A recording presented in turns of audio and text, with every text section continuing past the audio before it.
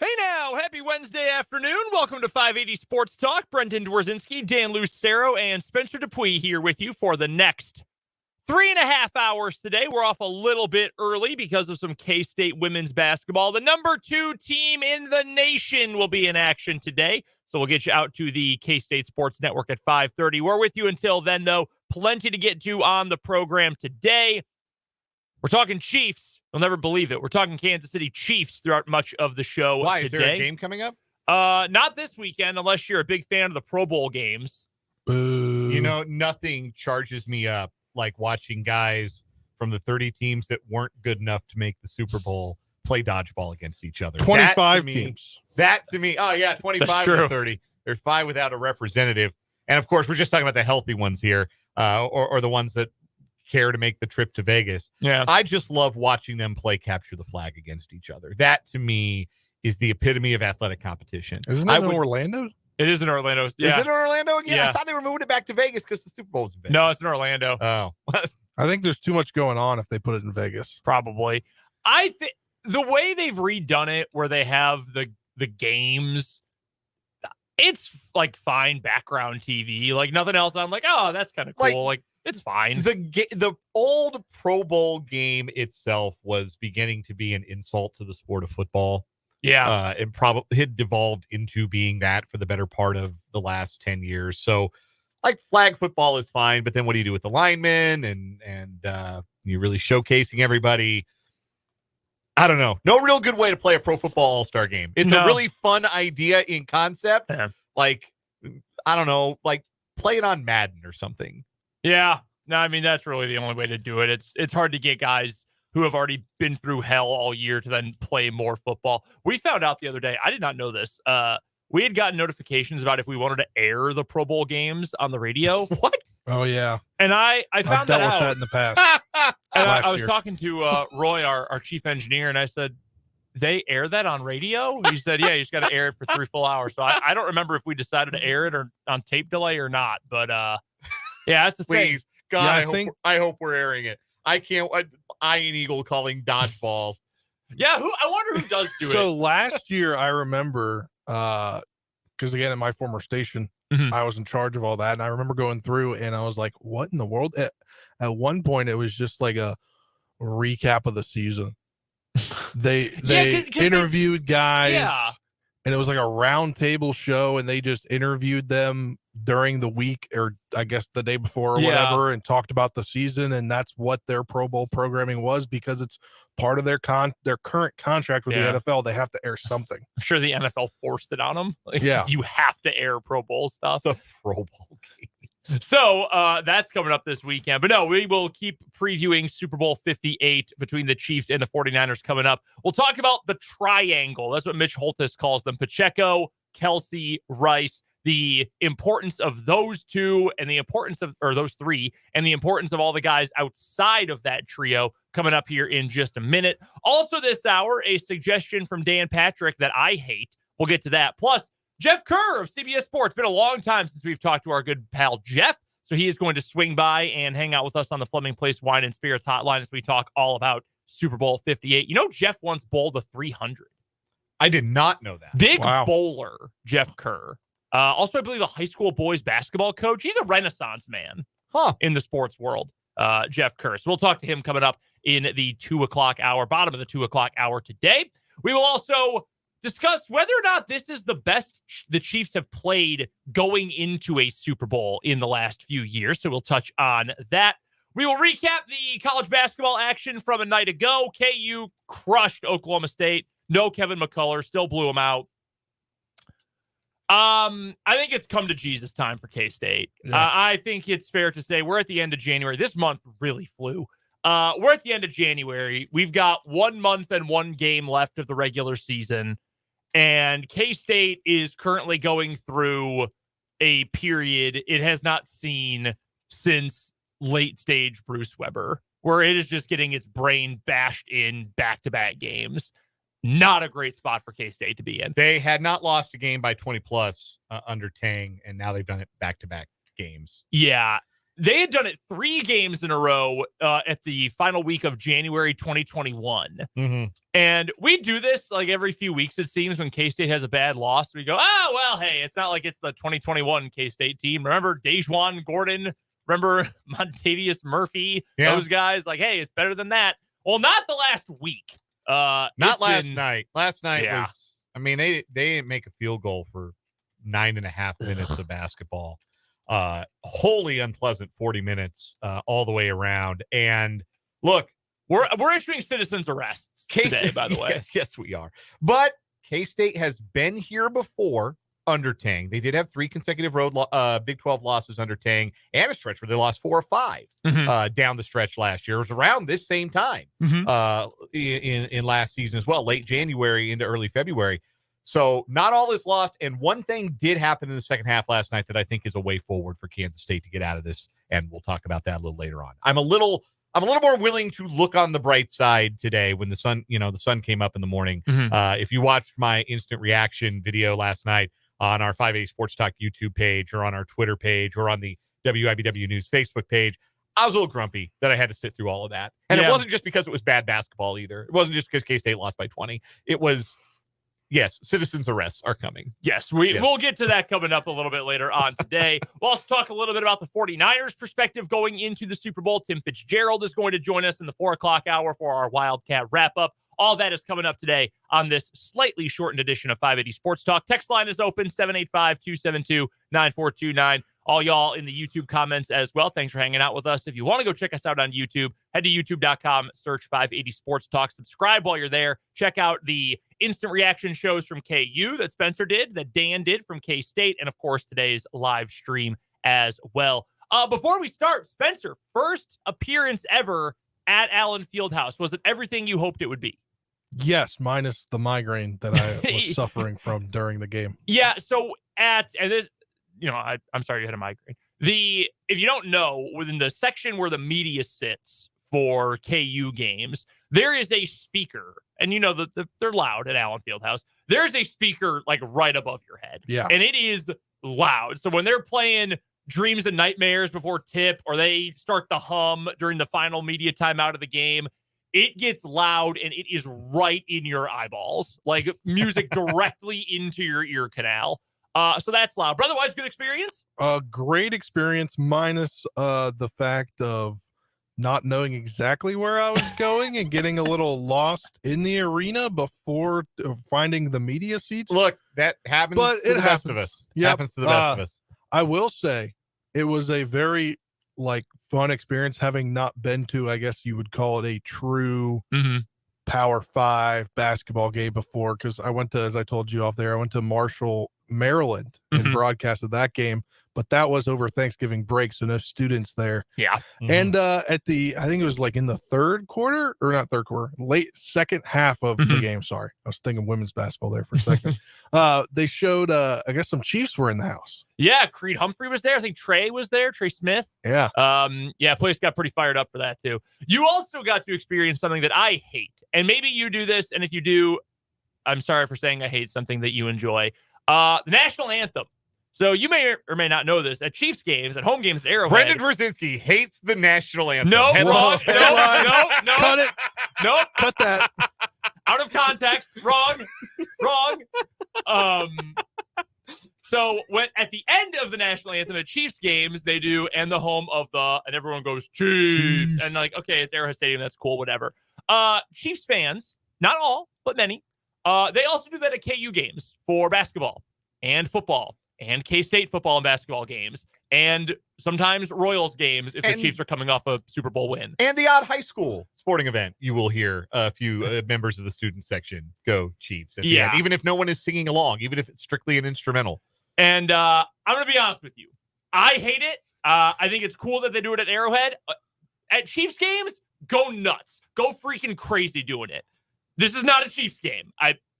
I'll get off the soapbox. I know a lot of people think I'm an old loser for saying that, but you got to hear that too at Allen Fieldhouse. Yeah, I'm used to that because at Capitals games, because again, there was no baseball in the nation's capital for such a long time. A lot of people grew up being Orioles fans. And they do the O. The O say, does that Star Spangled Banner? Yeah, they did that at the AFC Championship game. They did it at M&T Bank Stadium. Yeah. TV got it. I thought that was dope. I'm not gonna lie. I thought it was really cool. So I'm used to people chanting things during the national anthem. I guess that goes over better for me because that's part of the song where Chiefs is not part of the song. So I do. I'm with you. I like it at Arrowhead Stadium, but when it's like the student section doing it at a K-State men's basketball game, I could take or leave it. Yeah, I'm maybe not as adamant against it as you because it's shared experience, people coming together. It's like a big group high five over how well their favorite football team is doing. Yeah. I don't want to begrudge people that necessarily, but it's not my favorite thing in the world. Scott Pollard and I are leading the charge on getting this out of games at Allen Fieldhouse. We'll talk more about KU, K-State, all the college hoops action coming up in the 3 o'clock hour today. Earlier today, though, I was reading this piece that Jesse wrote this week, Jesse Newell, who he spoke to on the show yesterday, about the game-sealing completion from Patrick Mahomes to Marquez Valdez-Scantling. And everybody, we talked about it on Monday's show. I had texts about it. We saw it all over Twitter. People saying, wow, of all the guys you could have thrown to in that spot who would actually hold on to the ball, it ends up being MVS. Wow, and it's a cool piece by Jesse about that story. But it did, like many things, make me think. And we spoke to Jesse about this yesterday as well. How much can the Chiefs rely on the triangle, as Mitch Holthus calls them? Travis Kelce, Isaiah Pacheco, Rashee Rice, that main three of the offense. Can you rely on just them to win the Super Bowl? And Jesse said, well, hey, I mean, they've done it 3 straight games already. They've relied pretty much just on those guys with few exceptions. And I think that's your best group. So, yeah, obviously you want to give them the ball as much as possible. You want them to be involved in the offense as much as possible. But how much do you need out of the rest of the offense? How much do you need somebody or a couple somebodies to step up and do at least a little bit of something for you? And it's matchup dependent, I think. So in this game, is it getting Jet McKinnon out there a little bit more? Because he's been AWOL for a few weeks because now. He's on IR. Well, he is on IR. Okay, I had this written down. I didn't even think about that. Yeah, so Jet's not playing. Yeah, you think about Clyde Edwards-Helaire as RB2. Who had played even less. He popped the one big run against Buffalo, but hasn't done much other than that. Yes. I mean, when has he, though? Well, yeah, exactly. Like, you're not thinking a whole lot, but maybe this is a game, and I apologize. Wrote McKinnon down totally on autopilot today. But, okay, Clyde Edwards-Helaire, change of pace back. How often can you get Isaiah Pacheco off the field? How many times can you give him a break, or do you need him to be out there for as many snaps as possible? And that's the nice thing about having the extra week off. So you think about your backup running back, wide receiver-wise, MVS and Justin Watson. Do you need one of those guys to come up with a couple of big plays, a couple of catches over the course of the game, trying to move the ball a little bit more vertically? Because while Rice is a really good receiver, I wouldn't necessarily call him a true vertical threat right now, whereas MVS and Justin Watson, I think, are more so in that kind of mold. Noah Gray, is that a guy who tried to get the ball to a little bit more? And he has been involved a little bit more, at least target-wise, in the offense over the last couple of games. So who is the first question? And secondly, how much do the Chiefs need out of those secondary, tertiary options? So I went and did the math on this, and I went and looked to see the total yardage for the big three for the Chiefs, Pacheco, Kelce, and Rashee Rice, plus whatever Patrick Mahomes gained on the ground in the rushing game and the receiving game. And then I looked at what everyone else has done. In the 3 playoff games, Pacheco, Rice, Kelce, and Mahomes rushes have accounted for 80% of all touches and 77% of all of the yards for the Chiefs. Is that a lot? It's a lot. 78 carries for 344 yards. That includes, I think Mahomes has had like 14 rushing attempts. Travis Kelce actually went to the books with a 5-yard rush against Baltimore because he caught a backwards lateral. So 78 rushes for this group for 344 yards, 49 receptions for 512 yards. Everybody else, anybody else in the Chiefs uniform, 10 carries for 52 yards, 21 receptions for 206 yards. So it tells you 2 things. Number one, whatever success they have on the ground is going to be Mahomes and Pacheco. And number 2, it's going to be somebody else in the passing game. You brought up Noah Gray. The Chiefs have done a lot more 2 tight end stuff in the playoffs. It's part of how they've gotten their running game on track. A lot more heavy personnel, what they call 12 personnel, 1 running back and 2 tight ends. So Noah Gray's been out there a lot more. He's been a 4th wide receiving option out there with Kelce and then whoever the wide receivers are in a given play, usually Rice and MVS or Rice and Watson. And so that's why you see Noah Gray get a couple of targets, and I think he's had a catch, at least a target in all three playoff games to this point. So, yeah, he's a guy that could potentially factor. Mm-hmm. We saw Justin Watson hit for a big play on a slant on a third down against Baltimore. Mm-hmm. Obviously, MVS has had back-to-back impactful games, not in terms of filling up the stat sheet, but making some impactful plays, ending the game, obviously, against Baltimore. So if there's going to be that additional production, I think it's going to come in the passing game. And I do think that with the speed that Valdez-Scantling and Watson possess and their ability to maybe go over the top against a safety group for the 49ers that isn't that great, I feel like if there is an impactful play in this game to be made by somebody outside of the triangle, it's going to be one of those two. I would agree with that. I think the use of Noah Gray in particular, I think, is interesting to me. And I know I've been beating this horse for a large portion of the season.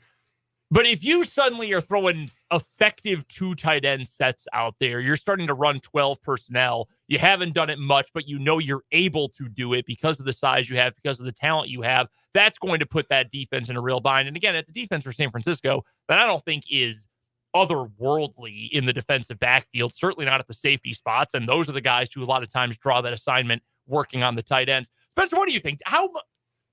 How much can the Chiefs just rely on that group, that main trio? I mean, they've done it all season. Mm-hmm. I mean, clearly there's a big, you look at receiving. At least when they've been playing their best football. Yeah, but I mean, in general, like if you look at receiving yards this season, you have Kelce with 980. This is regular season.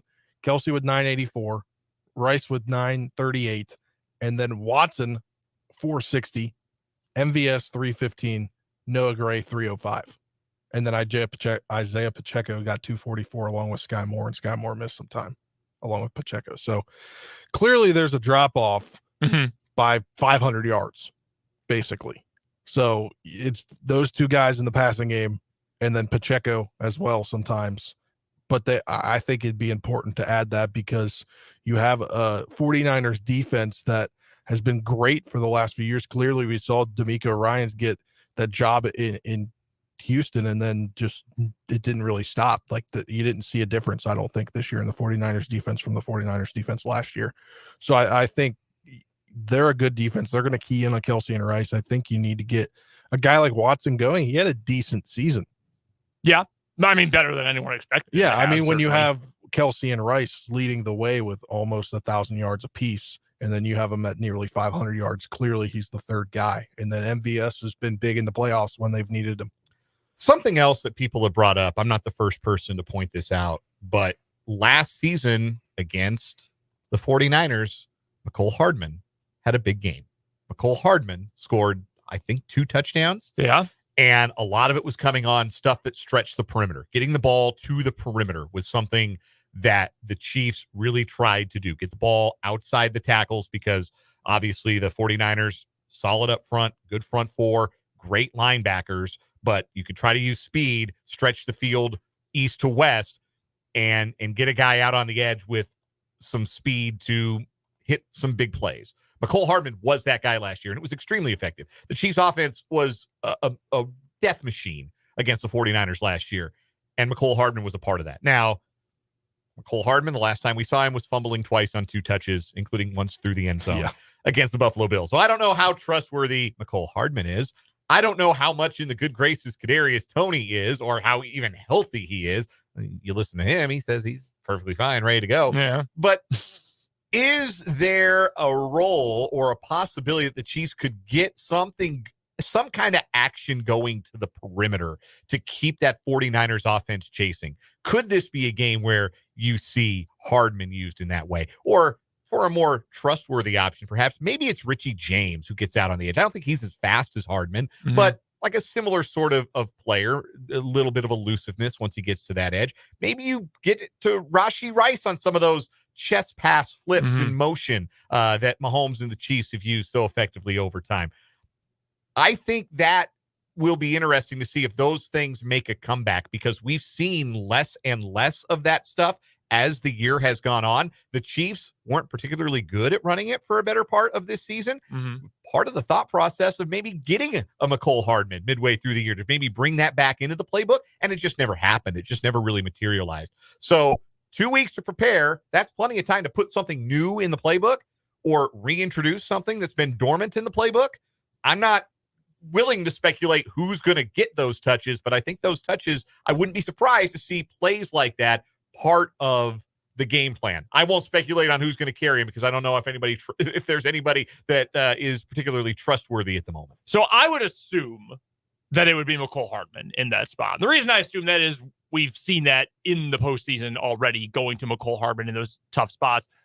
Is that more, and this is rhetorical more than it is anything else, is that part of the game plan, or is that in the playbook and it's a break glass in case of emergency thing? I think that is going, depending on down, distance, situation, game time, all of that, I think that's going to tell us a lot about how much the Chiefs want to do that. Like if it's the second drive of the first quarter and suddenly we start seeing fly sweep action and McCole Hardman trying to get to the outside, I think it's safe to say, yes, this is clearly an advantage, a leverage play the Chiefs think they have. If we don't see it for 3.5 quarters, then all of a sudden on 3rd and 2 at the 20, the Chiefs down by a score, they got to get something going, and we see a toss to McCole Hardman. Okay, I think that tells you all you needed to know about the fact that this is, the high risk, high reward part of the whole equation. And it had better work. Yeah. Because if you're going to approach it like that, essentially you're giving yourself one shot. Yeah. And if it does work, you're either going to look like a genius, or if it doesn't work, this is going to go in the, people are going to bring up old Andy Reid stuff and act like, oh, same old Andy. You got too cute, Andy. You can just hear it. You can just hear all of that. Football dad in Lenexa throwing his remote through his television in his garage. Bob from Gladstone right now is thinking all of that. We've got to get to a break here on 580 Sports Talk. We'll talk more about the Super Bowl coming up in a little bit with Jeff Kerr of CBS Sports. But first, Dan Patrick, one of the legends of sports media, wants to make a big change to the Super Bowl. We'll tell you what it is next on 580 Sports Talk.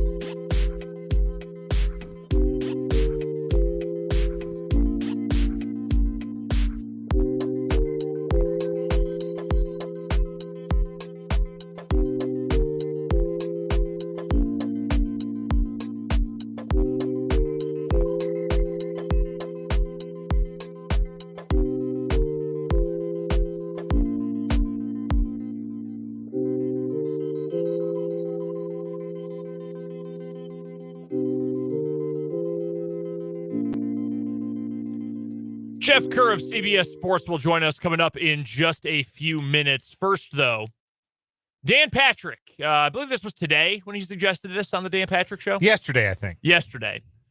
Became the latest of many people from, just regular Joes to people in sports media who said he thinks you should possibly move the Super Bowl to a Saturday.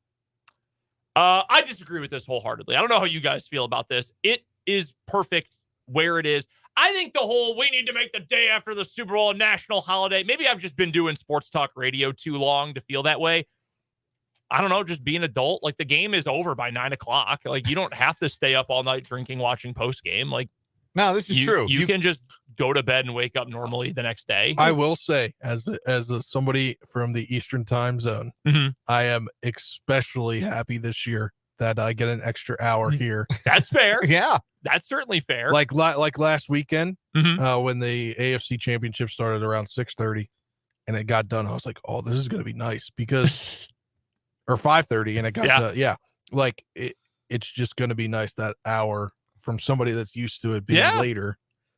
It'll be nice to get some extra time. Yeah, I can imagine that. But even for East Coast, like, you're still done by 10 o'clock ish. That's not it's not a late kickoff. It's not the 8:20 Eastern kickoff that you get for Sunday Night Football through the regular season, or the national championship game for football. I was about to say, or the 7:30 to 8:15. Where they say it's kickoffs at 7 or it starts at 7:30. No, kickoff's not till 8:15. No, I don't know. I think it's fine on Sunday. Sunday is the NFL's day. Like, it would feel strange to have. I know the whole idea behind it is it more feasible to get a day of recovery and then go back to work after the Super Bowl to move the game to Saturday, or convince the government that it should be a national holiday the day after Super Bowl, or we can just move President's Day every year and just recognize President's Day on the day after Super Bowl Sunday. We could just do that. Here's the other thing too. I mean, Roger Goodell effectively is the president, with how much power the NFL has. Here's the other thing though. Part of the beauty of sports and why sports are important to American and world cultures is the communal part of it, and getting to talk about it and getting to say, wow, weren't those refs bad? Hey, remember the halftime show? Hey, what commercial was your favorite? Yeah, like, that part of it is such a big part of the Super Bowl, and just such a big part of American love of football in general. Like, you lose that entirely, because then with how quickly news and the world moves, it's all old news by the time you get to Monday if the game was 2 days beforehand. Yeah, no, that's true. It'd be terrible for us. It'd be terrible for it would suck for us. It would suck so bad for us, people in our line of work, because then, by the time we convene on Monday, do a talk show about a thing that happened on Saturday, it's old. And I'm going to be honest with you guys. I ain't working Sunday. Like, they put Super Bowl on Saturday. I ain't coming in on Sunday. No, we're not doing a special Sunday edition of 580 Sports Talk. Because no one will listen. Because it's Sunday. You're going to church. You're hanging out with family. You're doing something else. Yes. Well, I would presume we're going to be working on Super Bowl Sunday night. We'll be working, but we're not normal. Not really. It's just like 25, 30 minutes that we'll just be talking. Yeah. Well, we will be live right after the game to recap it one way or the other. But yeah, for the common man, for sure. We're going to talk to an extraordinary man, our pal Jeff Kerr from CBS Sports. He'll join us to preview the Super Bowl. Up next on 580 Sports Talk.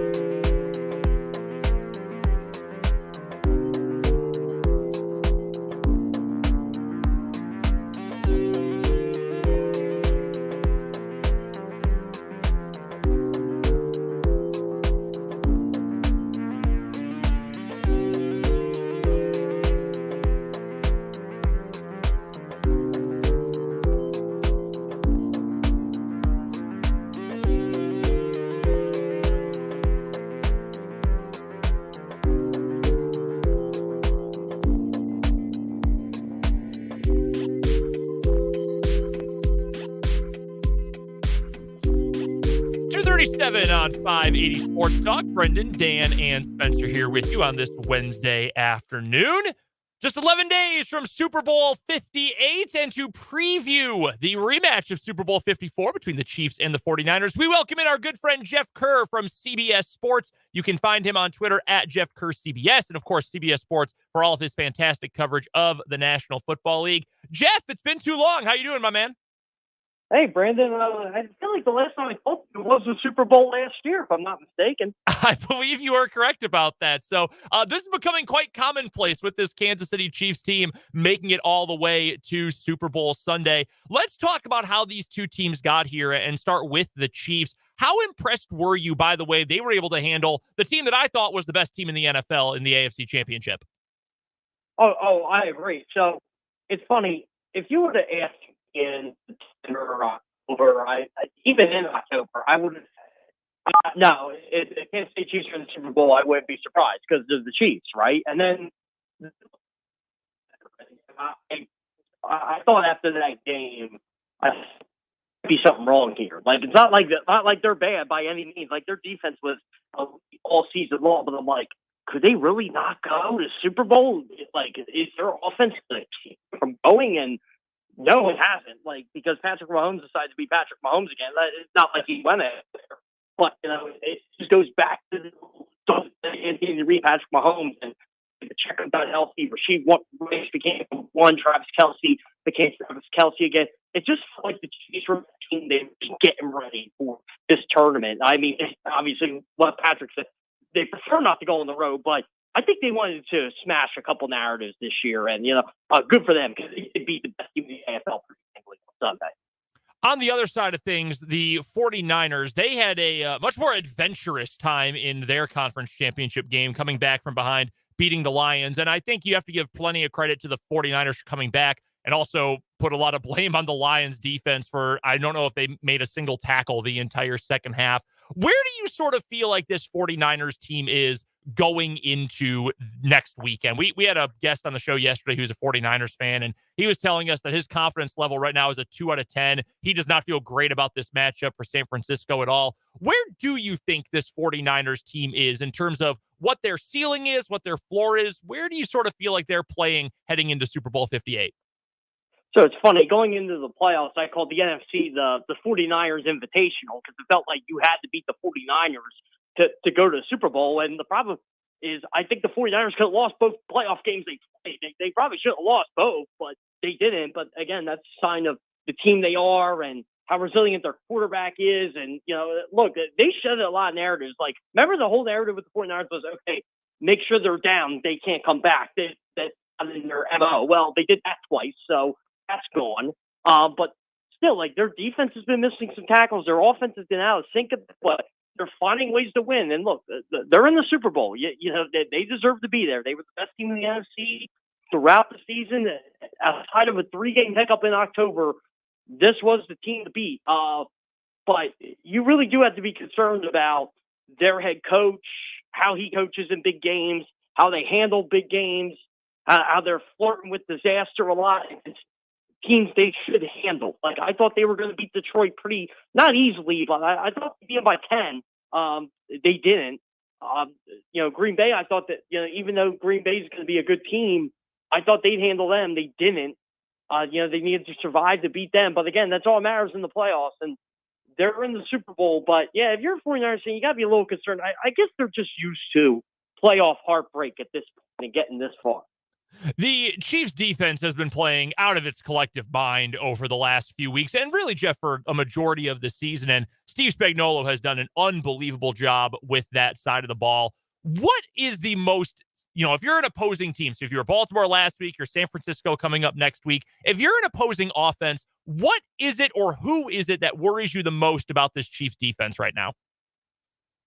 Oh, man, probably the cornerbacks, right? You got Trent McDuffie on one side, L'Jarius Sneed on the other. The linebackers, Nick Bolton, Drew Tranquil, the defensive end, George Karlaftis, Mike Dana, Chris Jones on the interior. Think about, they're not names around the league, but if you follow the league, they are names. And these guys are players, and they're all in their spots. They all make plays. it's just a complete unit. And Steve Spagnuolo, this is probably the best unit he's had in a long time. I mean, just look at the numbers. They speak for themselves. But this team gets after the quarterback. They have a high pressure rate. They get turnovers. They just always seem to be making the plays they need to make. And I mean, look at Sunday, for example. Baltimore's driving. You figure Baltimore's going to get something going. Zay Flowers does everything right in diving toward the end zone, still gets the ball knocked out.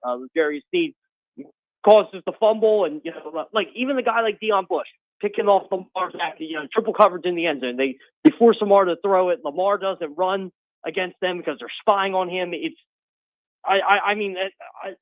the best defense Andy Reid's had since probably he was coaching the Eagles in 2002 through 2004. I mean, this is a legit unit, and hopefully this defense could get Andy Reid a Super Bowl title, unlike the Eagles defense back in the day.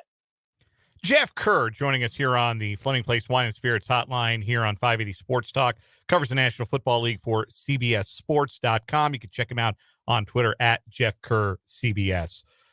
Jeff, how good do you think Brock Purdy really is? He is the ultimate Rorschach test, right? Rorschach, I don't know how to say that. The ink blot test guy for NFL fans and writers nowadays. I think you look at him and you get 10 different opinions about the guy. Where do you come down on what Brock Purdy provides for this 49er team? I think he's a top 10 quarterback. Is that fair? Like, I know people are like trying to say he should be the MVP. I'm like, he's not even the MVP of his own team. So let's not even go there. So, I never bought into that, but the guy is a top 10 quarterback. He does make plays with his legs. He can make plays with his arm. He has a high yards per attempt. The 49ers are great with yards after the catch. Look, it's not Brock Purdy's fault. He's got Chris McCaffrey with him on Brandon Ayuk and Trent Williams. That's it. George Kittle. That's the situation he's in. But he takes advantage of it. I mean, Jimmy Garoppolo couldn't do it, and Jimmy Garoppolo almost won a Super Bowl with this team. So I think this team is better with Brock Purdy. I still disagree with a lot of 49ers players that if Brock Purdy played the entire NFC Championship game last year, they would have won. No, that would not have happened because Kyle Shanahan decided to use a backup tight end to block Hassan Reddick. He deserved what he got. But, but Purdy is a good quarterback. I mean, is he Patrick Mahomes? No. Is he probably going to be Patrick Mahomes in a shootout? No. But I think it's fair to label him a top 10 guy. I don't think we need to say Brock Purdy's the second coming of this or the second coming of that. What frustrates me, guys, about Purdy? We use this argument against him. But 25 years ago, Kurt Warner was the epitome of that, of being a product of the people around him, and not a word was said. Jeff, the 49er defense has leaked a little oil down the stretch and into the postseason. I don't know that this is as good a 49er defensive unit as the one they brought into Super Bowl 54 against the Chiefs 5 years ago. Obviously, it's a different Chiefs offense as well. But what's your read on this 49er defense? Where are they most maybe exploitable for what the Chiefs do have on offense? You know what? I don't think they get after the quarterback that well. Not as well as in years past. You figure they would.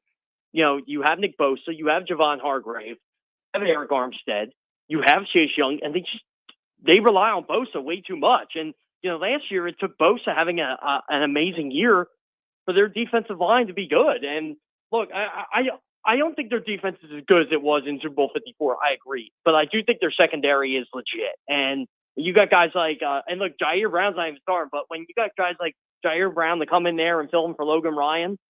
You're deep at that position. You obviously got Tre'Davious Ward back there. You guys know him really well with the Chiefs.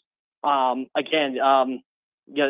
just got players. I mean, you can't ignore what Fred Warner and Dre Greenlaw bring that defense. But it's a very good football team. But I think that the Chiefs' offensive line's got a major advantage in this one. And look, they shut down the Eagles' defensive line in the Super Bowl last year, and that was one of the best defensive lines and pass rushers we've seen in a long time. So, and I don't think the Chiefs are as good on the offensive line as last year, but they're still, I think they're deeper. And I think that's going to help them, come February 11th. Jeff Kerr joins us here from CBS Sports on the Fleming Wine and Spirits hotline. And Jeff, is this a legacy game for Kyle Shanahan to kind of not live in the shadows of his dad anymore? Because he seems to not be able to win the big game in the Super Bowl. Oh, yeah. Oh, it's definitely a legacy game for him. And for that 49ers team, look, you've been to 4 NFC Championship games in 5 years. You've been to the Super Bowl twice in 5 years. you got to win it. And I know Patrick Mahomes and Andy Reid have been taking away titles from Josh Allen, Lamar Jackson, guys in the AFC, Joe Burrow left and right. But they've also taken them away from Kyle Shanahan, too. Remember, the Chiefs were down 10 in the fourth quarter of that last Super Bowl. And I remember probably about with 13 minutes left, I'm like, crap, Kyle Shanahan's going to win this thing. Like, Kyle Shanahan's going to win the Super Bowl. And, they came back, lost happened, and, the rest is history. And the Chiefs started a dynasty. And Patrick Mahomes started his legacy, and Andy Reid now is in the conversation for greatest head coach of all time, just based on what's happened in the last 5 years. So, yeah, it is a legacy game for Kyle Shanahan. He blew a 25-point lead in Super Bowl 51. He blew a 10-point lead in Super Bowl 54. Imagine if he blows one this time or loses one. Look, I've said this for years with this team, with this 49ers team. As much as I like them, as good as I think they are, I think they talk a lot of trash for a football team that just does not have a championship. And that's what they need on their resume. And I'll tell you what, guys, if Kansas City beats them, you will hear the chirping. You'll hear from Debo. You'll hear from Bosa. You'll hear from Hargrave. You'll hear from all of them. They'll have an excuse because that's what they do. They'll say they were the better team, this or that. You just ignore it at this point. But 49ers have an opportunity here to really just back up their trash talk, and they've done it all year. I mean, there's no reason they can't do it in 2 weeks. Jeff, how impressed have you been by Travis Kelce and the way he's played throughout the postseason so far? Because this year there was, a lot of talk about how he's older and he's gotten banged up more. And I think, yeah, those are all accurate things. And obviously there's all the off-field noise with his personal life as well. But for him to come out and be unbelievable against Baltimore, he had the great game against Buffalo as well. How impressed have you been by the way he's performing at this level while he's, again, getting older and has played so much football in his career now? You guys mean to tell me you didn't entertain the whole Taylor Swift is the reason why Travis Kelce's not playing well? Not my favorite take, personally. Not my favorite opinion I've heard this year. Yeah, it's funny. Of all the ridiculous Taylor Swift things I've heard this year, that was one of the more ridiculous. I'm like, look, let's see how he does in the playoffs. I think it's just the grind of a 17-game season, him being in the league now. Was this his 11th year? So, yeah, I mean, what he's been doing in the postseason is incredible. But look, I think the Chiefs simplified their offense in the postseason too. All right, we're giving the ball to Travis Kelce, Kadarius. I mean, Kadarius. God, I don't even know why I just said it. You don't get the ball to him. But Rashee Rice, Isaiah Pacheco, your money players. That's what they're doing. And Travis Kelce got that week to heal up, and he's just been on a tear ever since. Maybe it's just like Gronk. He's a postseason performer, no matter what he does. And Patrick Mahomes trusts him. I mean, that catch he made over Kyle, he's one of the better catches I've seen in the game live, and I've seen some pretty good ones from Travis Kelce over the years. So, I mean, you know what? He's the greatest tight end of all time for a reason. And if he keeps this up, he's just going to be number one in all these record books. Hey, Jeff, moving away from the Super Bowl over to kind of the coaching carousel here as the Seahawks pick Mike Macdonald today. You're an NFC East guy with the Eagles. What's your take on where the Commanders are going to be able to go now as they saw Ben Johnson decide to take his name off the board yesterday, Bobby Slowick get an extension down in Houston, and then Mike Macdonald hired in Seattle? Where do you see them going now with their head coaching position?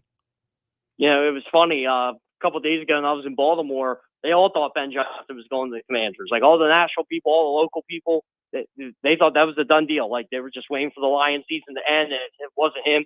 It's going to be Mike Macdonald. And, all you heard about was, they got the number 2 draft pick. Oh, they got all this cap space. Oh, they have a new owner who's willing to spend money. Well, they're still the Commanders. It's not an attractive franchise.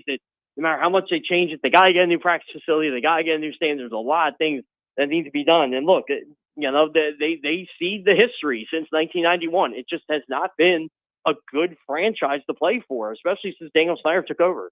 So I don't know who they're going to get, to be honest. I mean, you could get the right coach, but it's not the guy they want. And that's a concern. I mean, Mike Macdonald decided to go cross country and coach Seattle instead of staying in town and, just coach of Washington. He didn't even have to move. But that's the situation. And, the Seahawks got a home run hire, by the way, in McDonald. I thought that was a good hire. And again, it looked like Ben Johnson only won the Chargers job.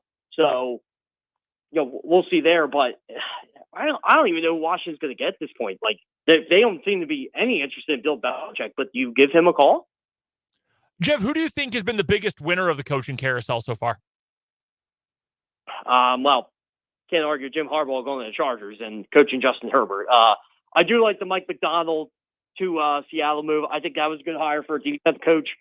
Another one I like, and I know I pick on him a lot, but Raheem Morris at the Falcons. Just the staff he was able to getting Zach Robinson to be his offensive coordinator. I think Raheem Morris coming back is a good hire. But again, I criticize a lot of these guys who've been out coaching for 10 years, and I know he's the poster boy. Dennis Allen, I picked on. Josh McDaniels, I thought he shouldn't have gotten hired again, but I kind of like what Morris brings. I think he's paid his dues. I think it's a good hire. I like Dave Canales with Carolina, although Carolina's an absolute mess and they got an absolute mess with an owner. But if anybody can fix Bryce Young, it's Dave Canales. So I like that move as well. Again, though, it's I don't like what the Patriots did with Gerard Mayo. I know Bill Belichick retired, or not retired. They parted ways, but you basically hire Belichick light. He just gets along with players a little bit better than Belichick. So I didn't like what they did. I thought Vegas, Max Crosby, and a lot of those guys gave an ultimatum with Antonio Pierce. I thought that was the right hire. So I agree with that one. But yeah, I mean, there's 8 head coaching vacancies, still got one to fill. So curious to see who ultimately gets that gig. All right, Jeff, 2 more quick hitters, and we'll get you out of here, and we appreciate you taking the time for us today. Number 1, most teams in the NFL are already gearing up for the draft coming up at the end of April. The Bears are one team that I thought was going to fire their head coach. They did not. They've retooled their staff, but they kept Matt Eberflus. There's no way they keep Justin Fields over Caleb Williams, right? Like, they've got to go with Williams number 1 overall. They have to, right? Yeah, and some team's going to give him a killing for Justin Fields. I figure I feel like Caleb Williams is the guy to go. If you're getting Shane Waldron in there to be your offensive coordinator, you're not keeping Justin Fields on this team. But again, we'll see. I mean, they include Justin Fields in a social media post. So, if you want to overreact to that, go right ahead. But, if you would have asked me in October and November, I would have said Matt Eberflus is fun no matter what. But the way they played at the end of the season and the way that team kind of stuck together and rallied, especially on defense, like when you had Montez Sweat and Johnson, you definitely got better as a unit there. I think that's how Matt Eberflus kept his job, and now they're going to retool the offense. So we'll see. But the Bears are in a golden situation no matter what they do. All right, real quick, Jeff, give us your prediction for Super Bowl 58, Chiefs or 49ers? I don't go against Patrick Mahomes and Andy Reid. We're going Chiefs. Usually a pretty smart bet. I think that's for sure. Jeff Kerr covers the entire NFL for CBS Sports. Make sure you're following him on Twitter as well. Links to a lot of his coverage of the NFC East and the Philadelphia Eagles, too. Find him on Twitter at Jeff Kerr CBS. Jeff, we appreciate you joining us, man. It's been much too long. We'll get you on soon here, maybe around draft time, and talk some more NFL. We appreciate it. You know what, guys? I see the Senior Bowl, and I'm like, I'm not ready for this yet. I'm just not ready for the draft. Jeff, thanks so much, man. We'll talk to you soon. Yeah, it sounds great. Thanks, guys. That's Jeff Kerr from CBS Sports. Coming up in the 3 o'clock hour of 580 Sports Talk, we've got one got to go. We'll talk some college hoops. And is this the best the Chiefs have played entering a Super Bowl? That's coming up on 580 Sports Talk.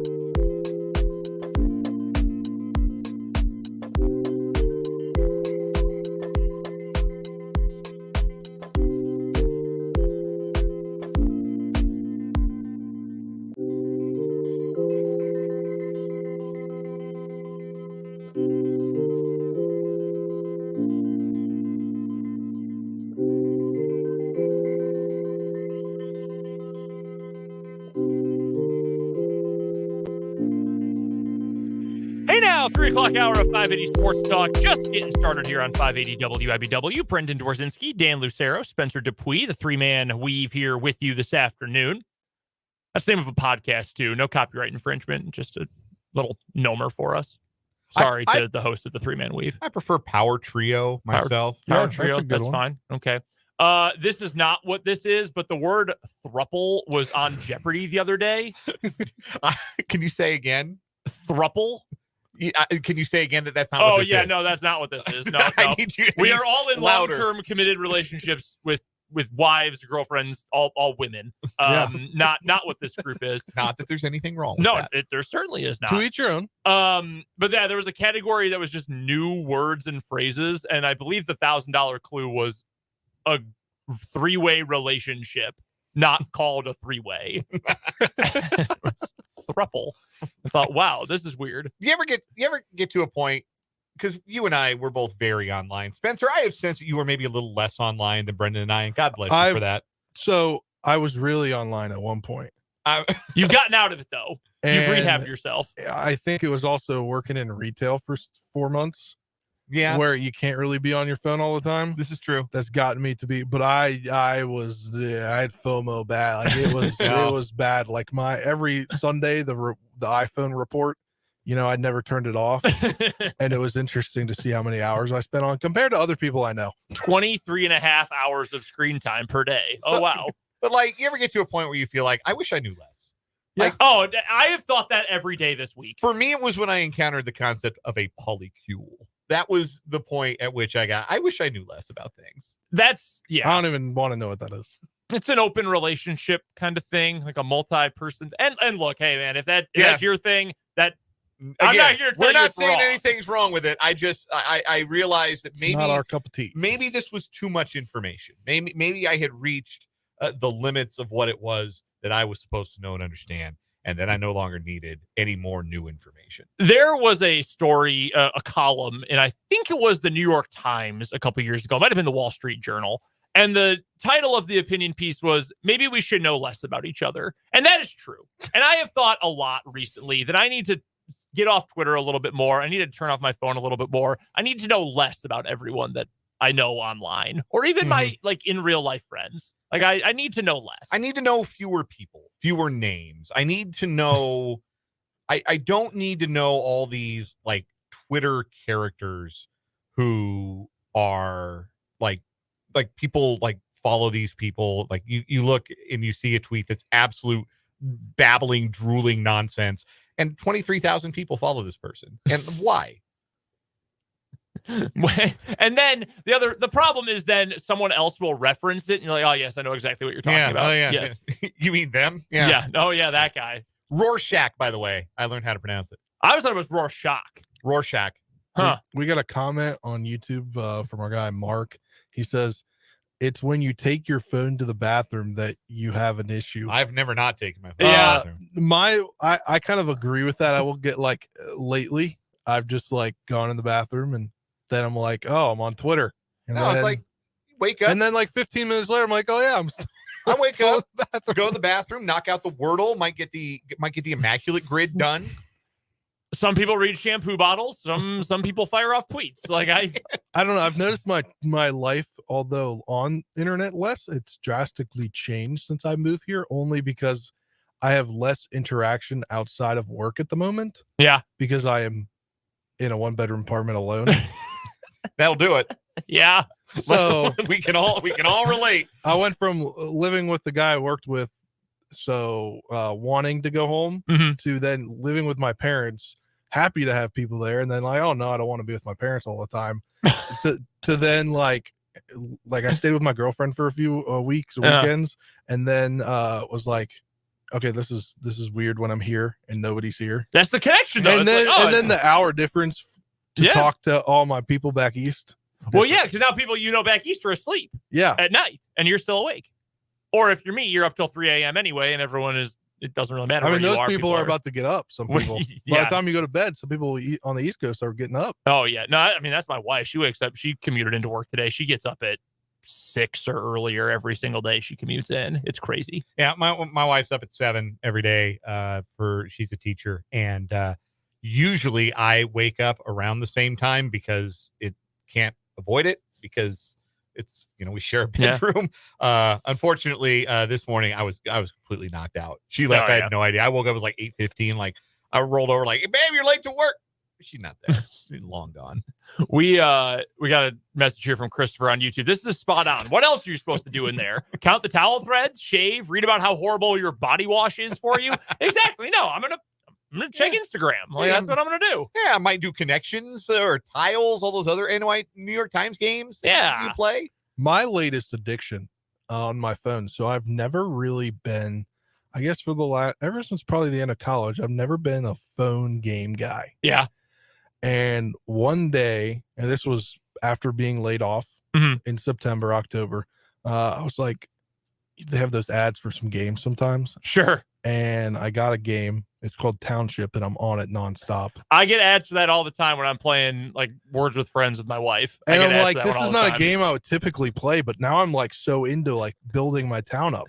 And I've got my girlfriend into it too. Did you ever play like Farmville? Never in my life. Facebook. Oh, man. I had a period of time. I'm not gonna lie. I was really into the Facebook games for a while. Like my best friend and I would talk about Mafia Wars at school. And when you're already kind of a nerd as a freshman, that doesn't go over very well. I feel like we talked about like what games we have on our phones at some point. Like I was never like I never had Angry Birds. I never had what was it, Candy Crush. Yeah. Did you have Temple Run? No, never played Temple Run. Like I don't like have phone games like that. Like I play, like I'm trying to stimulate my brain. I'm an intellectual, and I'm trying to I'm trying to stimulate my brain. So like I play word cookies, unscramble the letters, make little words. Yeah, I play that or something like that. But no, I never got into like the world building stuff on my phone. It's not like I was never like I used to love playing Sim City when I was a kid. Sure. Like if they bring back Sim City, I would play Sim City. I'm not going to name any names here, but I was calling a basketball game within the last month, and the other team's broadcaster was sitting near me, and they had a tablet out, and like during pregame, when our pregame for Washburn basketball is 15 minutes, do a little scene setter. We hear from the coaches, get to the lineups, go. And there's a couple commercial breaks in there. I will like make sure everything is ready on my computer. I'll make sure I'll read over the names one time, get ready. I'll go grab a bottle of water, stretch my legs, whatever. Check my phone real quick before I go on the air. This other broadcaster was playing games on his tablet while sitting there. And hey, if that's the way you need to relax and get your brain right to get ready for a game, I get it. When I can, I'll watch a quick episode of Jeopardy in my office to like get the brain flowing for the show so I don't sound like a complete moron. Like that's a real warm up for me. Yeah. But I found it very funny. I looked over and he's playing Wood Doku on his tablet. That's funny. I've done crosswords while we've been on the air before. Like while we've had a guest, I'll do a crossword. Just to like stay stimulated. Yes. Yeah. No, I get it. Yeah. Or like Sporkle quizzes, immaculate grids. Just I'm a multitasker. Yeah. No, like, I get it. I definitely have undiagnosed ADD. I definitely do. I have every symptom of it, but I need. As one myself, I can tell. Yeah, right. We do have actual sports to get to here. We'll take your texts 785-272-9429 and your comments on the 580 Sports Talk YouTube feed as well. Dan, you came up with an interesting thought earlier today, and we've done a couple of these because the Chiefs have been to these spots, AFC Championship games, Super Bowls, MVP caliber quarterback play a lot in recent years. But you asked, is this the best the Chiefs have played going into the Super Bowl? And this came up with Jesse Newell on the show yesterday. And if you go back now, the last 4 years that the Chiefs have made the Super Bowl, and it's actually fitting, I think, that you leave 2021 out when the Chiefs lost to the Bengals in the AFC Championship game. Because if you had said of the teams that have made these consecutive AFC title games, which one was the best, I would have probably told you that was the worst one because it always felt all season. And Jake and I talked about this a bunch on the show at the time. Like it just felt like they were waiting to fall off a cliff. The dropped passes, the, Tyreek Hill being Tyreek Hill that year. Like it all just felt like it was very tenuous. Like at some point, this is going to fall apart. And the second half of that AFC Championship game is when it all fell apart. But the teams that have actually made the Super Bowl, they all got to the same point, and you all felt like anything is possible when you have Patrick Mahomes, but they were still so unique. Like this year, the wide receivers are bad, and then the offensive line has been iffy, but it's a defensive first team now, plus Mahomes. And then in the playoffs, you have discovered if we literally only give the ball to the same three players, we're actually really good. And it's worked. Last year, you had hard-fought, grinded-out kind of games, and all the way into the Super Bowl. Honestly, up until post-game of the Super Bowl, we both complained about this endlessly. Like, stop talking about Tyreek Hill. It's over. We've moved on. We've played 20 games since then.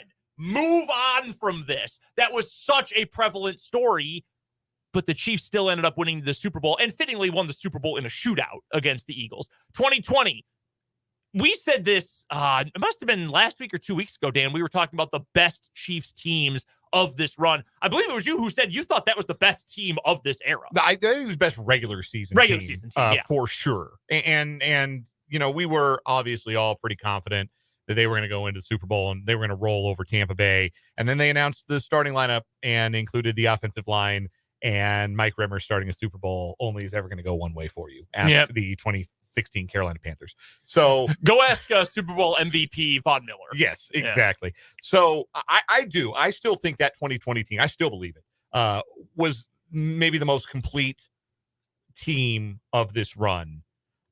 Where the offense and you combine the offense and defense, I just felt like that was the most dominant team of the run. But even in the playoffs there, it's kind of funky because obviously they had to get that win over Cleveland when Mahomes got knocked out and Chad Henne had to come in and win that game and make the throw to Tyreek Hill to win that game on the fourth down late. And then Mahomes got out of concussion protocol and they crushed Buffalo in the conference championship game. It just felt like that team felt inevitable going into the Super Bowl until they were very much not once that game started.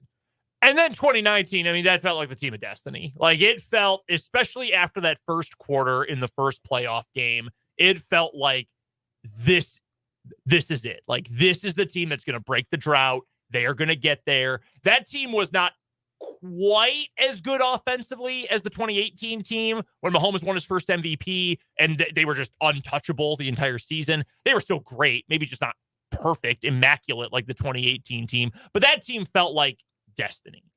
So is this the best the Chiefs have played going into a Super Bowl, considering who they have beaten in the last 3 weeks, how they have beaten them in the last 3 weeks? I think it is. I think it's certainly, we asked Jesse Newell about this yesterday too. And he said that when you look at Football Outsiders DVOA, this is the hardest road that any team has ever taken over a 3-game span. This is the first time the Chiefs have ever had to win 3 games to get to a Super Bowl. And well, not the first time they've had to, the first time they have, because in 2021, they started in the wild card round, right? End up losing to Cincinnati. But it's the first time they've won 3 games on their way to a Super Bowl, and they have beaten some of the best teams in football by DVOA. There wasn't a Pittsburgh in the mix, right? Like that Pittsburgh team, they had no chance, and the Chiefs bullied them and blew them out. This is 3 of the best teams. This was the teams with the 3 best point differentials in the AFC, and the Chiefs picked them off one by one. And I think more broadly, when you consider this Chiefs team, if you took them and you put them in uniforms that were purple and black like the Ravens, or you put them in uniforms that were black and yellow like the Pittsburgh Steelers, and you changed the quarterback's name to Pat Smith, it would change the way you perceived the entire season, and it would change the way you perceive what they've done in the postseason, because so much of the Chiefs' dominance the last half decade prior to this was about, you can't stop us. We're going to outscore you. Our defense is going to do just enough because we have the best quarterback in the world. We've got an unbelievable offense. We're going to put up a number you can't touch. That's the whole thing. That was Chiefs football from 2018 through, I would say, even last year, even the post Tyreek Hill era, when last year the offense did take a bit of a step back. This year's been all about, we're going to be more physical than you. We're going to grind you down over 60 minutes. We're going to win with our defense. We're going to trust our defense to hold you to a number that isn't going to be enough, because even with the problems we have on offense, we still have the best quarterback in the world. I think it's perceived differently if we think about this team in the context of a franchise that has built its success historically on defense, like Baltimore or Pittsburgh, or like even New England, if this were a Brady team, we'd think of them, I think, very differently. But because it's the Chiefs, and what we've come to expect over the years has been a high-flying offense, it has at times felt a little underwhelming. It has at times felt a little unsustainable. Like, oh, yeah, the offense better get going. I don't know if the defense keep playing at this level. Well, here we are. It's Super Bowl week, and they've been at that level. They were the first team in NFL history to hold this many opponents under 28 points. Nobody's ever done that. 20 opponents, 20 games, 20 opponents under 28 points. Nobody's ever done that before. Now, granted, not many teams have played 20 games in the history of the league before, but they've done it. 20 games, 20 opponents under 28 points. And all the other teams that are close to them that have done it 19 times or 18 times, those teams won the Super Bowl. So it's just a different kind of great and a different kind of dominant, but it's dominant all the same. I don't think the Chiefs have played a perfect game in the postseason. The Buffalo game was the best of the bunch. I mean, Miami quit. They didn't care. The Buffalo game was really, really good. They beat Baltimore without playing their best game offensively, I think. And I think that had a lot to do with how good Baltimore's defense was. Oh, it definitely did. But that brought me to a question I wanted to ask here, and we'll get to this from different angles and with a different perspective coming up here over the next week plus. Who's got a better defense, San Francisco or Baltimore? Baltimore. That would lead me then, following that answer, because I do agree with you. Me too. We can see and should see a better offense from the Chiefs coming up in this game against San Francisco, because I don't think they've got the dudes, especially there's no Kyle Hamilton on San Francisco. Kyle Hamilton is awesome. He is one of the prime, maybe all-time, at least in modern memory, great examples of just draft good players. Because there was, he's got slightly slow foot speed, and maybe he's not going to be able to do this in the NFL. He was amazing at Notre Dame, and then he somehow fell to 14 in the draft, even though he was probably one of the 5 best players in his class. I'm still mad the Commanders didn't draft him. Everybody should have wanted to draft that dude. He was a stud, and then he just falls into Baltimore's lap, and you end up in a situation now where he's one of the very best in the league at safety in just his second year. They don't have that in San Francisco. So assuming that against a slightly lesser defense, the Chiefs will be able to do more, I think we are possibly in line for another one of those Mahomes masterpiece games. And if you get that, along with this defense that has pretty much stopped all comers, except a game where they weren't even close to full strength, where they were on their third string play caller defensively against Green Bay, should expect some more greatness from this team. By the way, we've got a little breaking news from the Chiefs front office. Yeah. Adam Schefter of ESPN reporting that the Carolina Panthers have named Chiefs executive Brant Tillis as their new executive VP of football operations. Seth Kaiser, friend of the program, author of the Chief in the North newsletter, his quote about this, and I will read it here directly. No! As he just tweeted about this. Brant Tillis has been around for a long time. He has been one of the right-hand men for Brett Veach. He's the cap guy. He's the cap guy. Yeah. That's a big deal. Yeah, it is. That's a big loss to the front office. Now, when you're an organization like the Chiefs, you kind of trust that even in the front office, it's next man up, that whoever they've had as the right-hand man to Brant Tillis can ideally step in and perform a similar function.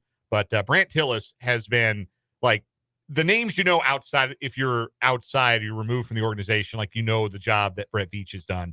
But if you are a Chiefs fan, if you're a diehard, if you followed like the way they've been able to maneuver the salary cap, the way they've been able to get deals done, restructure contracts, make sure they had enough room to do the spending that's been so important on the defensive side of the ball this year, the short-term deals for guys like Mike Edwards and Drew Tranquill and Charles Omenihu, Brant Tillis, big part of that. So huge. That is a loss. There's no doubt. Let's get to a commercial break. When we come back, we'll play today's edition of One Gotta Go. And then college hoops from last night. KU smacked Oklahoma State. That was good to see. Elmarco Jackson was playable. That is important. And K-State was awful. Just awful against Oklahoma. We'll break all that down coming up in this 3 o'clock hour of 580 Sports Talk.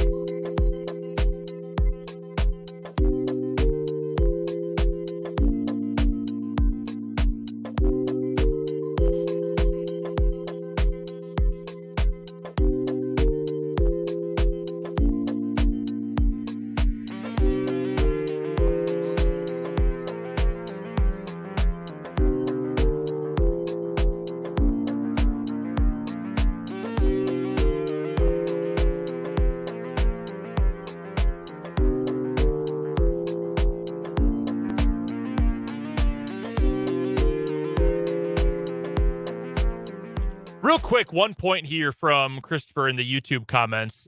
He says, I'd forgotten that Ed McCaffrey was on that 94 San Francisco team that won Super Bowl 29 with Mike Shanahan as offensive coordinator, and then won with him again, obviously, in Denver. Believe 2 more times. Yeah, both Super Bowls. What would that have been, 32 and 33? Will this be the first father and son Super Bowl match? Because Ed and Mike, and now Kyle and Christian, both head coaches and offensive players playing for a coach in the Super Bowl. That's pretty cool. I think it is. I think I saw that tweet yesterday or the day before.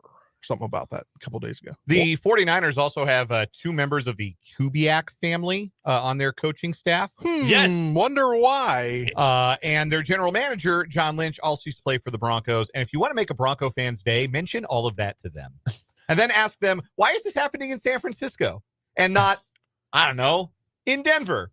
I wonder why. And then get their answer. I wonder why the Kubiaks are on there on a Shanahan staff. Yeah, it's not like Gary Kubiak gave Kyle Shanahan the OC job in Texas for Houston. People forget that Clint Kubiak was a coach at KU for a year.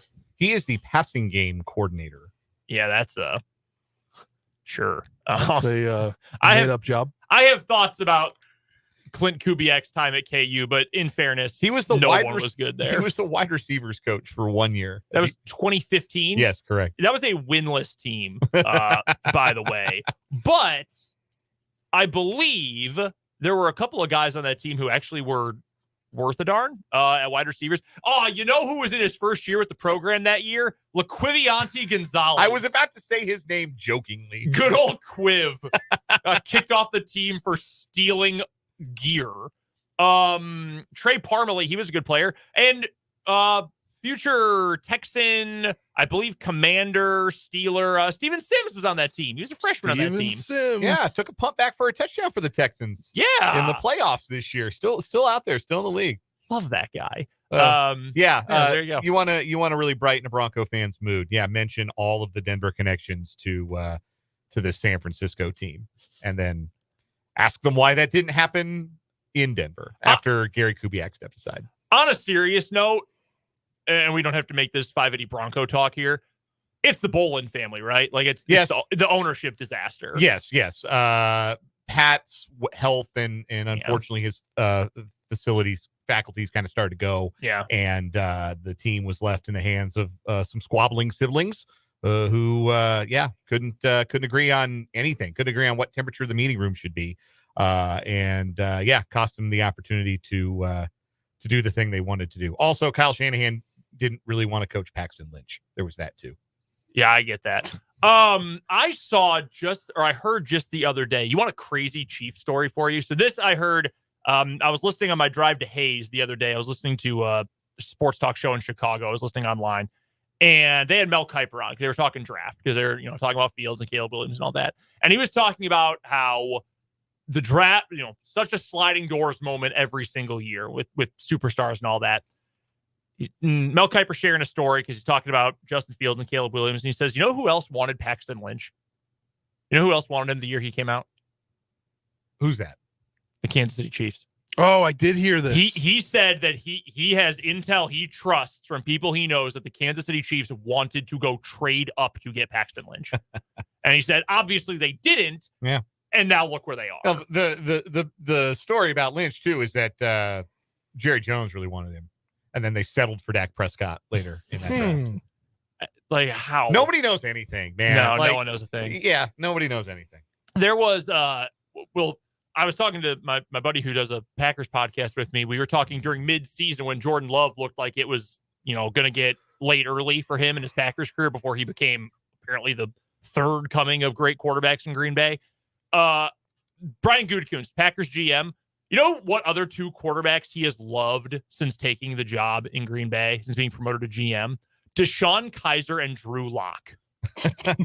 It's like the John Elway bit to the extreme. Like, 6'4", 230-pound quarterback. Sign me the hell up. You know how hard we're going to laugh when we see the contract Drew Lock signs to be somebody's backup this offseason. Oh, it's going to be awesome. It ain't going to be a 1-year deal. I can tell you that right now. It is going to be so freaking sick. All right, we've got some actual 580 sports talk to get to here. One got to go for today. I'm going to give you essentially an expansion draft. The 49ers are folding at the end of this year. The DiBertolo family got in more legal trouble. Okay, they're folding. And the Chiefs, after they beat them in the Super Bowl, they get first pick of who they want to add to their team. So I'm going to give you 4 49ers players. You can only take 3 of them on this Chiefs team, though, okay? Okay. Christian McCaffrey, Deebo Samuel, Fred Warner, and Nick Bosa with the promise that he will play a full 17 games. And I got to get rid of one of those guys? You can't take one of them. So you've got the guy who I think is the best running back in the league. Mm-hmm. You've got probably the most unique offensive weapon in the league in Deebo. Mm-hmm. An elite edge rusher, and the Chiefs, that's a little bit up in the air next year, considering you're not going to have a Menahu for a lot of the season. And Fred Warner, who I think everybody agrees is the best linebacker in football. I'm not picking a running back.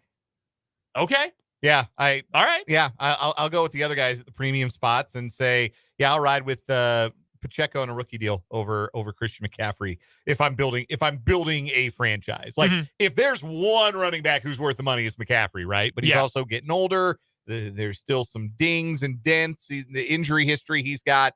I'd be content to stick with 2 more years of a 7th round rookie at the running back spot as if I were the Chiefs, because now I'm throwing to Deebo Samuel. That's fair. Mine's got to be Deebo. Okay. Injury issues. That's true. I only gave you the injury guarantee for Nick Bosa. I did not give one for Deebo. I think, man, if you're talking about the long-term future of this team, I think I might go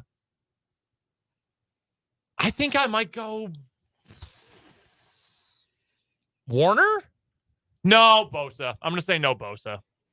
I think you can find more really good edge rushers, because there are, like, you need great pass rushers, but there are a lot of great ones out there, or at least very good ones out there. Like, if you could find a guy who's even like a clone of George Karlaftis and you had those 2 as your starting edges, like, you feel really good, don't you? Yeah. Bosa's really good, but again, Warner's the best at his job. McCaffrey's the best at his job in the whole league. Deebo, you had Deebo to this team. You're doing so much weird, you know what? He's kind of a one of one. Yeah, he is. Yeah, he's the best at what he does because he's also the only guy. Yeah, he's the best at being Deebo Samuel. Laviska Shenault never really took off. No. So, sadly.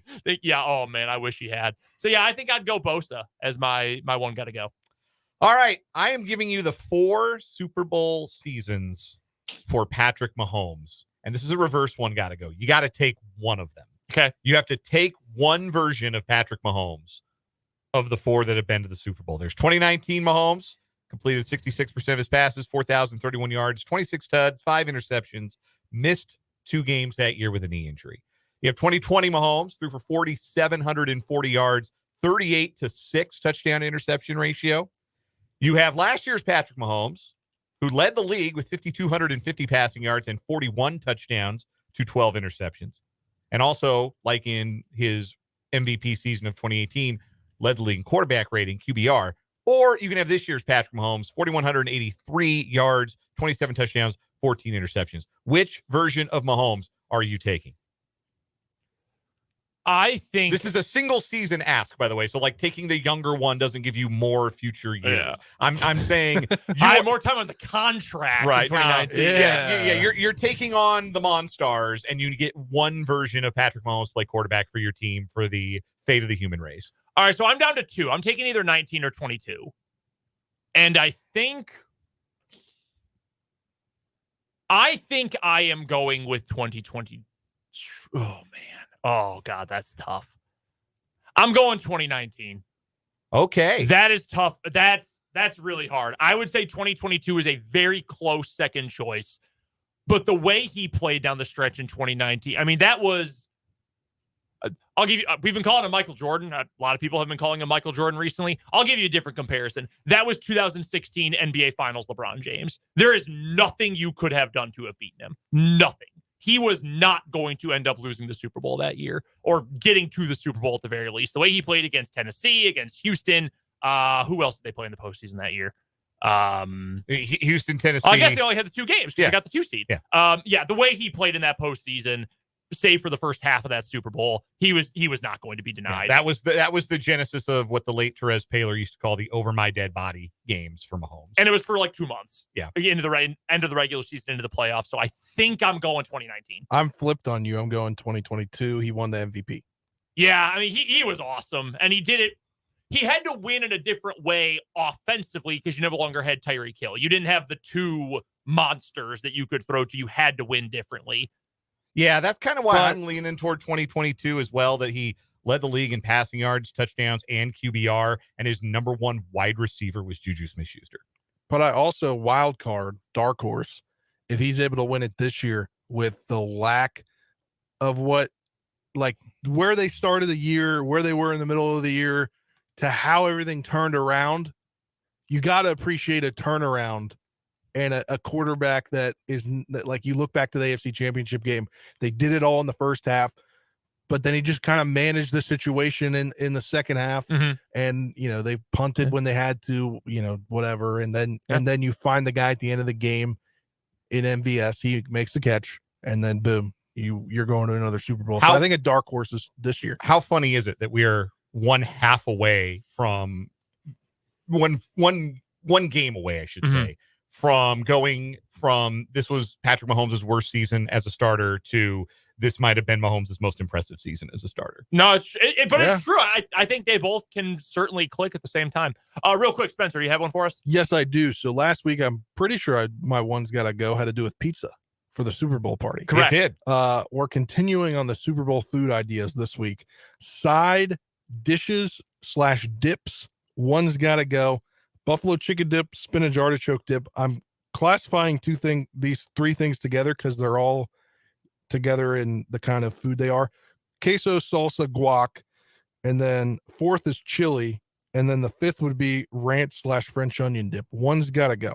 You can only have 4 of them at your party, 4 sets to give your party goers. I don't need chili dip. I like chili. I do. Chili's fine. I don't need it as a dip. I don't need a bowl of it either at a Super Bowl party. Like buffalo chicken dip, I can walk over, grab a piece of bread, piece of pita, whatever, dip it, eat it, go back to the game. Chili, I got to commit a little more time to. And at a Super Bowl party, I got places to go. I got games to watch, commercials to watch.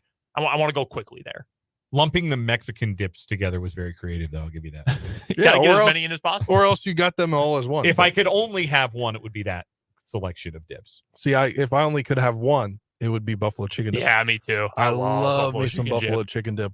Coming up on the other side of this break, the Kansas State Wildcats got their asses handed to them again last night, while KU did that same thing to Oklahoma State. We'll break down both contests coming up on 580 Sports Talk.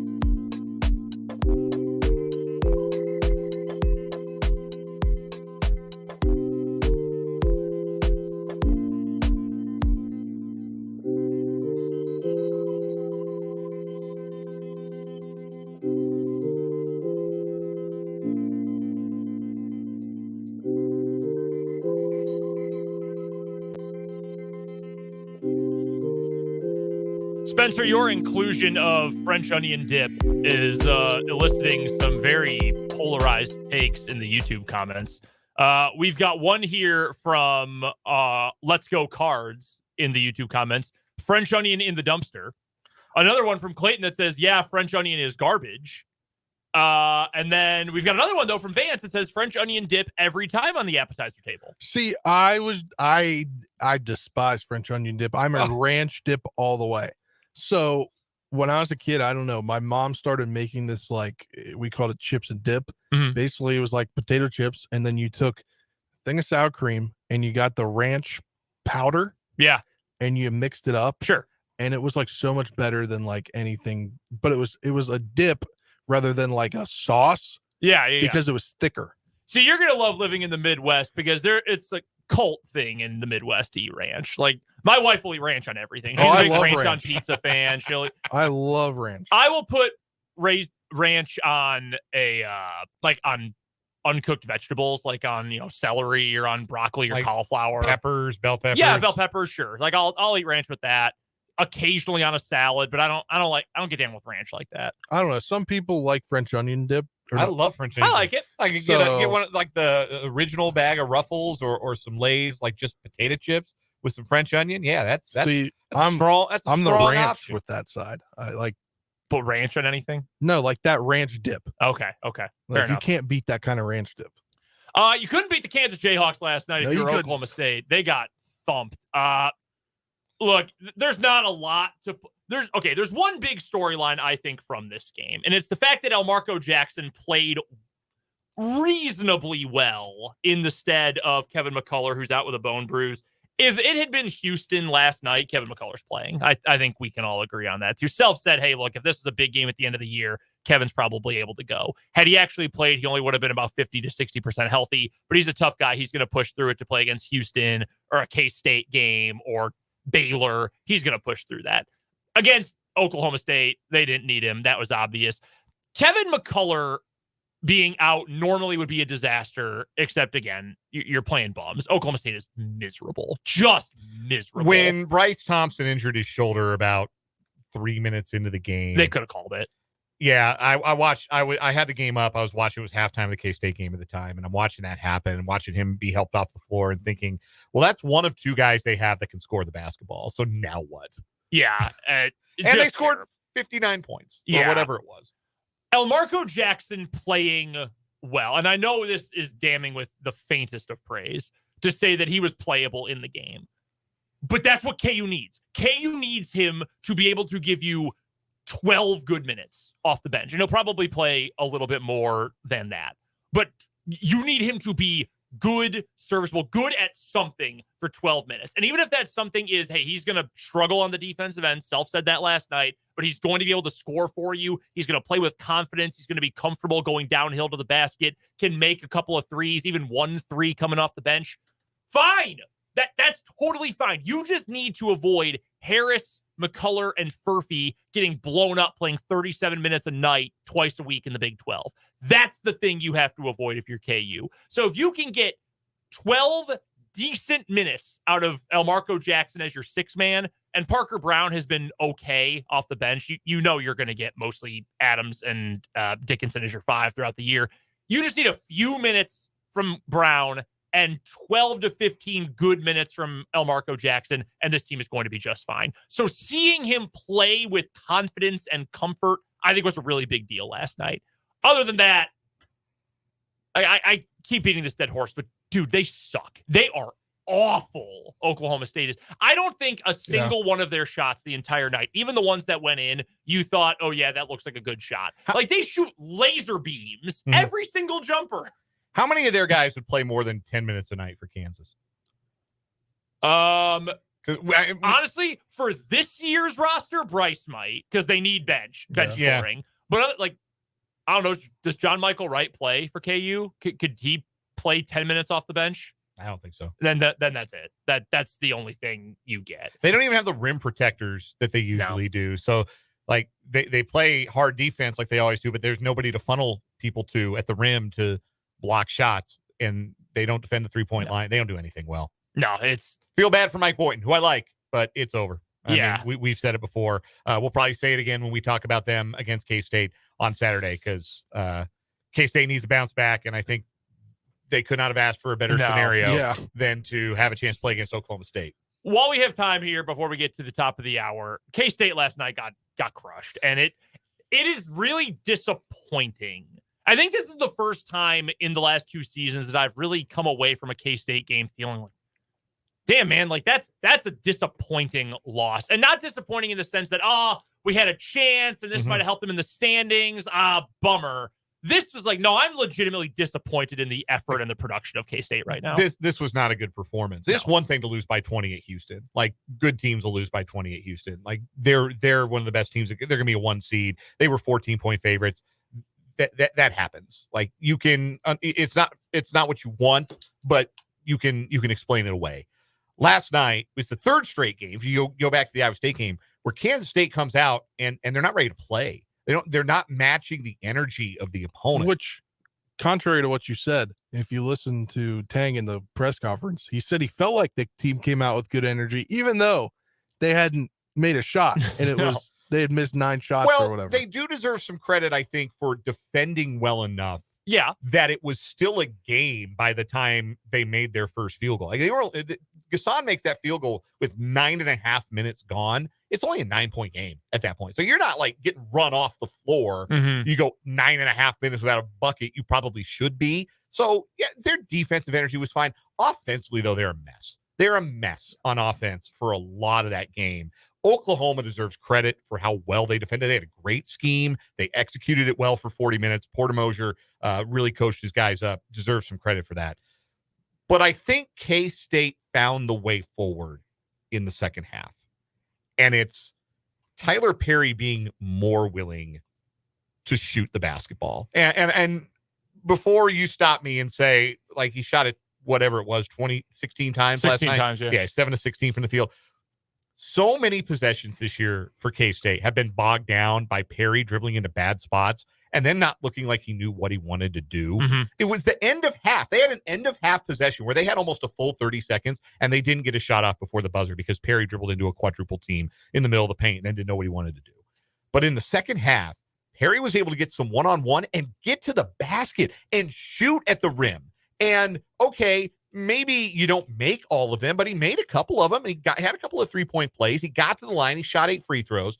He was more decisive, more aggressive, and that's what I've been wanting to see from Tyler Perry. I don't expect him to finish around the rim as effectively as like Marquise Noel did last year.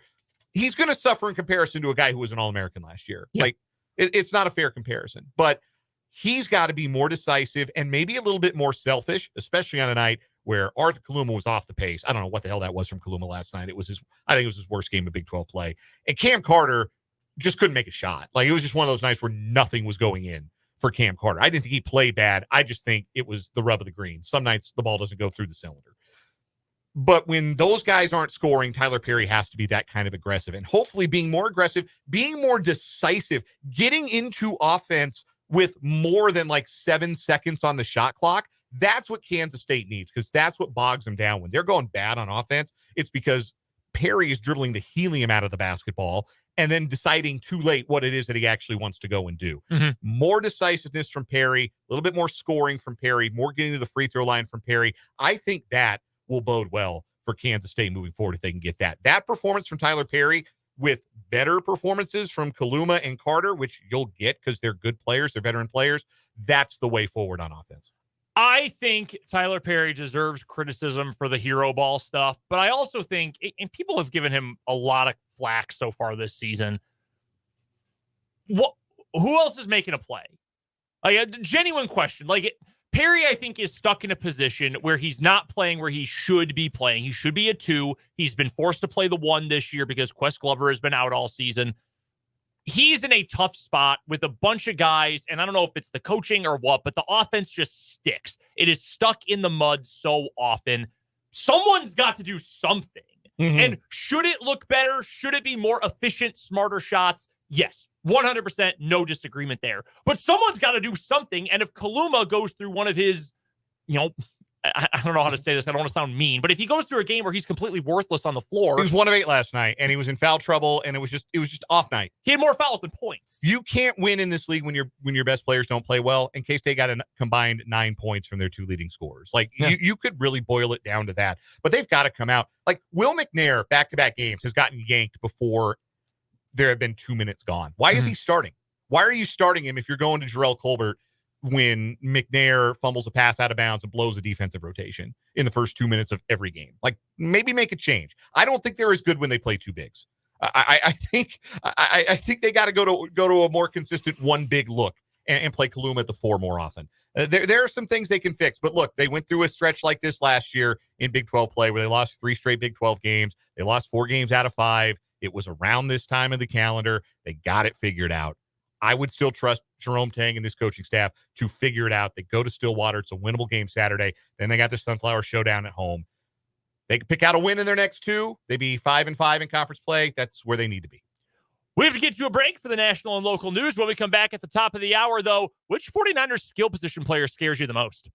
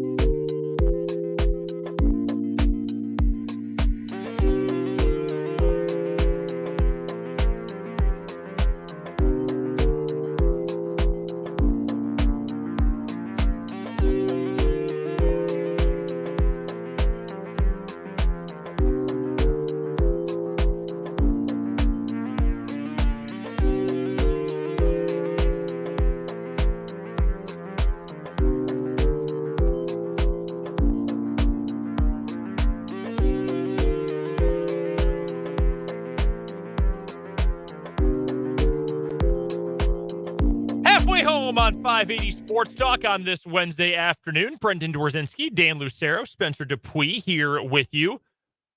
What'd you say earlier was that your preferred, the power trio? I like power trio. Okay. Trying to think of, there's not really a dynamic duo you can go with. The Three Musketeers. Yeah, the Three Musketeers. I don't know. That's the closest thing to dynamic duo. The Hydra. Nice. Some mythology in there. You all a fan of Three Musketeers candy bars? Yes. Really? You and my mother are the only people I know who like them. Genuinely. Although I can say I haven't had one in a long time, but when I was a kid, it was like the inside. I don't know what it was. Real soft and light. The Yeah. nougat. Yeah. I think that's what got me. I officially know 2 people who like them. Can't say I've had one in years though. I'm a big Reese's guy. Yeah, it's one of those things you don't do as an adult as often as you thought you were going to do as a kid. Like roll up and buy like a full king size candy bar. Dog, I bought one yesterday. I'm not saying never. I left the station at 1:45 yesterday afternoon, drove quickly to Casey's, grabbed a Crunch bar, and came back. I love that for you. I'm not saying never. I'm saying you do it less often than you imagine. Like, man, when I'm an adult, I'm going to eat a McDonald's every day, and I'm going to buy candy every day. You know what I'm surprisingly into more than I thought I would be as an adult? What's that? Girl Scout cookies. They are good. You can't beat them. They are good. Especially Thin Mints. I put those in the freezer and I forget about them. But I can't do the freezer ones. Fun story. So my girlfriend's cousin was selling them, and you can buy them online. So we were on our road trip here, 3 weeks ago, 3.5, whatever it was. And she was like, "What's your address? I'll just have some shipped to you." So nice. We thought it'd take a little bit, right? Yeah. Turns out they somehow got shipped and were arrived literally the day after I moved into my apartment, but I had no idea. And it was so cold.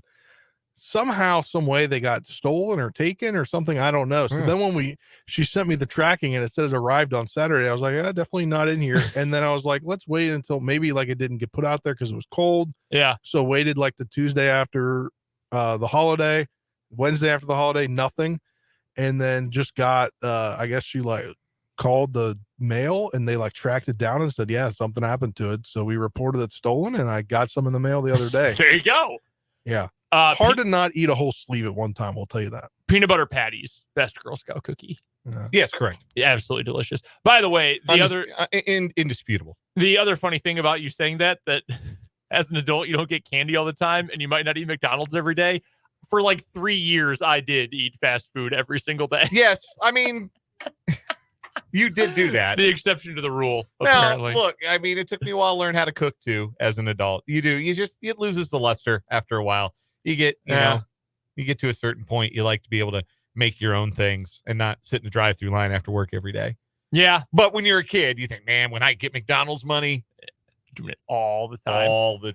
See, I would love every day to get like Chipotle or, something every day, but you can't do it these days. No, well, and it's all expensive. And that's what I'm saying. Maybe like 5 or 6 years ago, you could have done it, but like you can't do it at a meal at McDonald's went from like $6.50 to like $10 for some reason. I did a cost analysis a while back because I bring lunch from home 29 of 30 days of the month nowadays. I estimated that over the course of a year, I'm saving like thousands of dollars by not eating fast food every day, which was kind of jarring and makes me upset that I ever did that every single day. No, that's real. Like I had Taco Bell for lunch today. It's the first time I've eaten out for lunch in like 3 weeks. Yeah. It's like a once every 2-3 weeks thing now, where it used to be like every day. I was like, oh man, what wonders await me when I turn my car on to Wanamaker. My one defense of yesterday, because I did it back. Sometimes I do just like drive to the gas station to get candy because I like candy and chocolate a lot. Yesterday though, I was dragging ass. It was like 1:30. I'm sitting in my office. I'm getting stuff ready for the show. And I thought, I don't know that I'm making it to 6 today. Like I am fading. So I need a little sugar in me. I'll tell you what though. I came back last night. I had a headache and I was like, maybe I need to eat more food because I didn't really eat anything for lunch. And then I just had like a little bit of the medium meal because I was late. I didn't get to eat the whole meal. Sure. And I was like, you know what? I got on the toll road, spent the money, didn't drive there on the toll road, as you guys know, but came back, spent bite the bullet, spent the $2, and I got off, and I'm like, you know what? I got $5 cash. I just need something to eat. I'm gonna get me a cheeseburger from McDonald's, because usually in my head McDonald's is open. Yeah. I drove. Instead, like, I got off the exit, instead of turning left to go to my apartment, I was like, there's some kind of fast food. So I go turn right to Gage, and then I pass the McDonald's by, I think it's right there by Target and everything. Or no, right before the, whatever it is, by the next couple exits up. Yeah. And it told me it was closed. So it said they were all closed. There's the one on Wanamaker at the end by Hy-Vee was open. And I was like, but this one's open. There's like 6 people in line. And I'm like, I'm not going to do it. I'm just going to go to the other one. I get to the other one and it's closed. And I was like, all right, that's the Lord telling me not to spend money on fast food tonight and just go home and go to sleep. Yeah, at some point, it's a sign. I did. Yeah. Coming up here in this 4 o'clock hour of 580 Sports Talk, we will get to Chiefs 49ers in just a second. We've got our January championship in What Is Wrong With You. And we will hear from Tim Fitzgerald. It'll be the Wildcat Wrap-up with Fitz, the publisher of GoPowerCat.com. That's coming up at the bottom of this hour. I hate to break into your conversation please. here. See on the text line from the 785, 3 Musketeers are made in Topeka? It's Frito-Lay. Yeah. And Mars plant. Yeah. It's Mars plant. Yeah. I may have to get back in 3 Musketeers then. Support local. Yeah. By 3 Musketeers. I think Frito-Lay and Mars are separate, but same general, area. Same area. I did not know that. Yeah. Interesting. If you have any other insight for us, hit us up on the text line, 785-272-9429. And, of course, the 580 Sports Talk YouTube channel as well. Show is streaming live. Got the chat rolling live on YouTube as well today. We've talked a lot about the 49ers skill position players, and there are a lot of them, and there are a lot of them who are really good. You've got George Kittle, who is a monster. You've got Christian McCaffrey, who, again, I think is the best running back in the NFL. Debo is a one-of-one kind of piece. I think Brandon Ayuk is maybe the most underrated receiver in the NFL. There are a lot of good ones out there. Ayuk, though, has incredible body control. He's tough. He's strong. He's a good blocker. He's got good hands. I think he is a star. I really think he is an underrated player, largely because of these other guys who are all sharing the field with him and a quarterback who might not be great, but he's at least polarizing, and people are certainly talking about him a bunch. So of that group, we did one guy to go earlier. Who would you not take on your team if you had the whole group? But who would worry you the most if you're this Chiefs defense? Like, which of these pieces is the most concerning? I think there's a lot of different ways to answer that question. I think that from a big play perspective, it's probably Deebo Samuel. I think that Debo's ability after the catch and his ability in the running game, the chance that he has to turn what looks like it's going to be a short gain, and then all of a sudden, they're 50 yards down the field. We still haven't tackled this guy yet. That, to me, is dangerous in that way. So I think he's the most dangerous in that regard. But Christian McCaffrey might be the most dangerous to the Chiefs because of the way the Chiefs have struggled to defend on the ground this year, how well he's capable of running both outside and between the tackles, how difficult he is to bring down, the threat that he is as a receiver. We have seen the Chiefs in the last 2 postseason games. They have given up decent targets and chunks of yards to running backs underneath. Like James Cook had a good receiving game against the Chiefs in the divisional round. Justice Hill caught a bunch of passes against the Chiefs in the AFC Championship game. Those guys are good players. James Cook was great this year. They're not Christian McCaffrey. And it's a lot less appetizing thinking about McCaffrey taking one of those swing passes than it is those other guys. The Chiefs are a great tackling team on the perimeter, but Christian McCaffrey is as good at breaking tackles as any running back in the league. So for the matchup, I think it's McCaffrey that's the biggest concern. But I'm curious your thoughts, Spencer. I think one thing is if the Chiefs didn't have Travis Kelce and weren't, their defense didn't practice against them in training camp and, whatever, I think George Kittle is a guy that's like Kelce and, will sometimes make his own routes, sometimes kind of go off to the side and make big plays. If Kelce wasn't on the team and they didn't practice against him and they didn't have a guy that is similar to Kittle, not that Kittle's better than Kelce in any means. I'm just talking about the dynamic tight end. There's not a whole heck of a lot of dynamic tight ends in the NFL. I would say George Kittle, but I do have to agree with you. And I think it's McCaffrey just with what he can do on the field and how limited it seems like the linebacker core could be depending on the injuries and such. So I have the box scores in front of me for both Super Bowl 54 and for last year's regular season matchup between the Chiefs and the 49ers. Just out of curiosity, I kind of wondered, okay, what did these guys do against the Chiefs the first time around? And obviously McCaffrey and Ayuk weren't on the 2019 49ers. In that Super Bowl, Deebo Samuel had a 32-yard run in that game, ended up rushing 3 times for 53 yards. He was the second leading rusher for San Francisco in that Super Bowl. Caught 5 of his 9 targets for 39 yards with a long of 16. Chiefs did a pretty good job against George Kittle. And Kittle that year, that was his best year statistically, I believe, was 2019. He had in 2019 second best statistical year. His best year was his second year. He caught 88 balls for 1377 in 2018. 2019, 85 catches, 1053. So his second best statistical year. But the Chiefs did a pretty good job on him in that Super Bowl. They limited him to 4 catches on 7 targets for 36 yards. Last year, I guess this would have been week 7, Kittle caught 6 passes for 98 yards and a touchdown on his 9 targets. Ayuk caught 7 passes for 82 yards on his 11 targets. Deebo did not play in that game. He was hurt. McCaffrey, it was his first game with the 49ers after he had been acquired in trade earlier that week. He carried 8 times for 38 yards, caught both of his targets for 24 yards. So I guess if you look back at it, you say in the Super Bowl, in the big game, when Kittle was, because there's no doubt Kittle was the weapon in the passing game for the 2019 49ers. He was to that team what kind of Kelce has been traditionally for the Chiefs.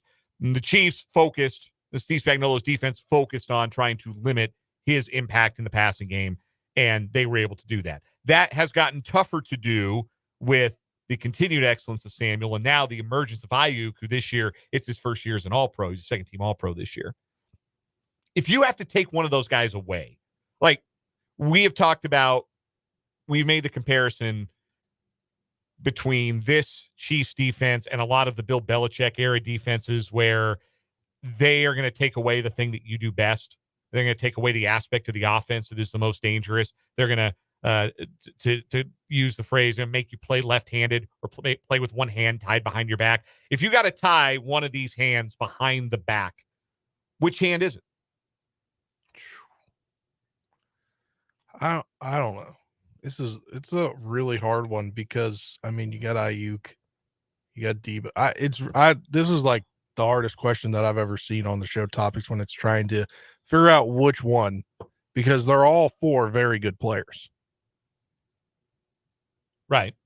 So I guess. Well, let's go inside the mind of Steve Spagnuolo. Yeah.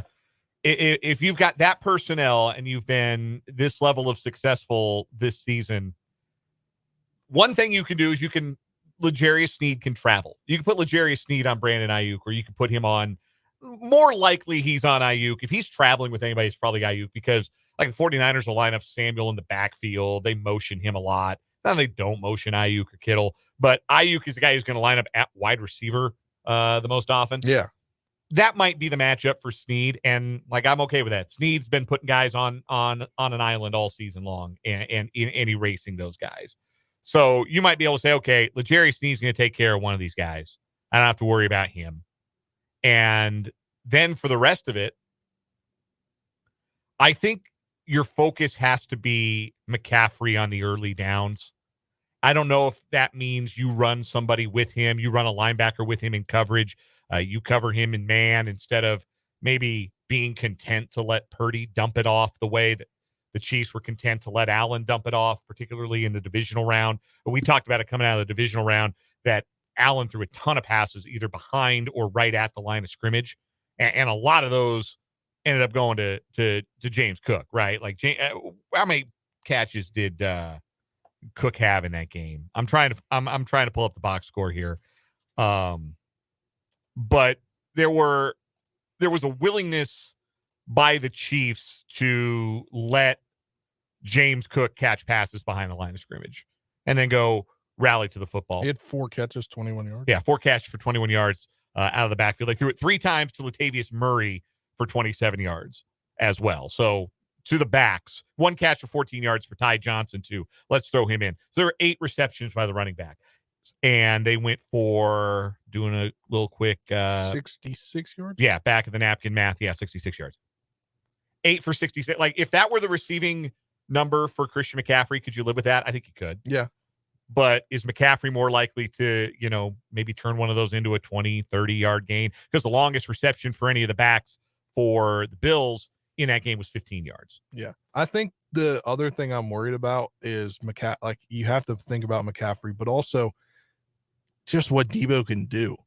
Wherever you line him up, that's the scariest thing to me, is you line him up in the backfield, you motion him over, you line him out straight up at wide out. There's just so many that, to me, that's the second most thing that scares me the most. McCaffrey doing everything that he can do scares me the most. And the second would have to be Debo. And then I guess if you think about them too much, then Ayuk. If you put too much stock into those 2 players, then Ayuk. I think Snead's going to take care of Ayuk. I think that's going to be the matchup. I think Snead can handle Ayuk. Yeah. I think Kittle being a middle of the field monster, the way you limit a quarterback's ability to make those throws to the middle of the field is pressure.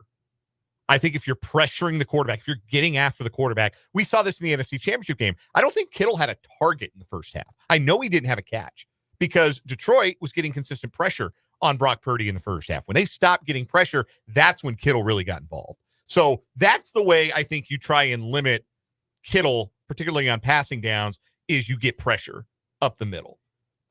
Samuel is a wild card, kind of the joker in the deck, I guess, where he could line up anywhere and he's liable to hit a home run on a play. You might just have to tip your cap on a play or two that he takes for 20 plus yards in this game. McCaffrey's the one early in drives on the ground. You just have to keep him from turning those inside, outside zone runs into 8, 9, 10-yard chunks that really keep the chains moving and keep Purdy out of pressure downs. I think for me, the number one guy is Christian McCaffrey, because scheme-wise, talent-wise, under normal circumstances, San Francisco wants him to run the ball, wants him to run it a lot, and wants to run it directly at this Chiefs team. That's not a secret to anyone. If you've ever watched a team coached by Kyle or Mike Shanahan, you know what they are trying to do with their star or occasionally no-name running back, right? Shout out to Ruben Drones. Like, that's what they do. That's what they want to accomplish. So you've got to stop that guy. And he, as much as we talked about at the time, and I've liked him his whole career going back to Stanford, but we talked about it at the time when he got traded to San Francisco, it was, okay, well, every running back puts up numbers in this system. Like, is this going to be any different? Well, it turns out, yes, he is in fact really freaking special. But you know that. The guy who I think it's a little underrated because he's scheme diverse, he's game plan diverse, I think it's George Kittle. Because whether the plan is to try to attack vertically, whether you want to go multi-tight end, and he's obviously going to be out there a whole bunch, whether you can only pass the ball short because you're getting great coverage over the top if you're the Chiefs, from McDuffie, from Snead, from that safety group, I think it's George Kittle because you can use him in so many different ways. He's not as much of a vertical threat as Travis Kelce is, but you can get him running the whole route tree. He's going to make plays. You can try the tight end screen, the middle screen, get him the ball quickly. He can run the quick outs for you. He can actually do an amazing number of things on the route tree, given his size, given his strength. That's the guy to me that I feel like it's almost underrated because we know what the Niners want to do with McCaffrey and what he can do. We know every team in the league, and some point in the last 3 years, you've heard a TV broadcaster say they're trying to make this guy their version of Deebo Samuel. There's one. There's right. One of those dudes, and it's Deebo. So you know that. Ayuk is really, more than anything, their most traditional offensive player because he's just a really good boundary wide receiver. Kittle is the one who almost falls under the radar because some of the stuff he does is less spectacular, but he's still a phenomenal player. And I feel like that's the guy you almost have to pay extra attention to, because you know what the McCaffrey approach is going to be. Kittle, though, I think they can surprise you the way they're going to use him. Couple thoughts from the text line from the 785. I think it has to be McCaffrey regarding who you are most concerned about. Trust your secondary. I think at the end of the day, that's kind of what I'm getting at with Ayuk is I think that if Snead's traveling for anybody, it's him, right? Like, and I think that he's the guy that you trust Snead to eliminate. You trust your safeties and linebackers in communication to take away the middle of the field, take away the deep shots, and just wrap up and try and limit that run game. Another one from the 785. Hot take alert. McCaffrey and Deebo Samuel are not going to have premier games against our defensive line and linebacking core. Chiefs got to keep playing with a chip on their shoulder. You know who I wish was playing in this game? He hasn't played in a long time, so it's no use crying over spilled milk. But you know what player I think would be a really fun matchup against these Niners players? Talking about Brian Cook? Brian Cook. I would love to see that guy. I mean, we are both big fans of Brian Cook's game in general. Yeah, and he's played a lot. So well before he got hurt. He's the kind of hard-hitting safety who's not a liability on the back end, who I would love to see against a physical team like this. Made a big play in last year's Super Bowl. Batted away a deep shot that I think was Joshua Williams ended up getting the interception on in the second half. Yeah, that's the, if you could, or was that that was the AFC Championship game? My mistake. That was the AFC Championship game. If you could give me, here's another question for you, and this I'll ask this now because it's definitely not a full segment question. One injured player that has played this year a reasonable amount of time. Who would you bring back for this game if you had your choice? Kadarius Toney. I'm kidding. I'm sorry. Is that his own answer? Well, he's not hurt. Remember? That's true. That's true. He's not hurt. It's all cap. It's cap. Man, that's tough because there are a lot of really important Chiefs. Like, I don't think there's a wrong answer to this question. Like, it'd be great to have Joe Thuney back for this game. Yeah. You wish Charles Omenihu could play against his former team. Great to have McKinnon back. Jerick McKinnon would be a really nice former addition. Niner. Yeah. To have back for this game. Man, that's a tough question. I don't know. My lean is Omenihu just because how well he was playing down the stretch. And that's one more guy that you can win one-on-one with, so you can have more guys to defend those talented skill players. I would think Omenihu is a good answer. I do think Cook is fascinating. I kind of lean Willie Gay, and I know his absence didn't mean much in the Ravens game, and they did a phenomenal job on Lamar without him. But another athletic second-level guy I think would be very useful. Someone who you can trust to go make a play anywhere for 53 and 30 yards. I think that'd be a really nice piece to have back in this one. Coming up on the other side of this timeout, we've got our January championship of What Is Wrong With You here on 580 Sports Talk.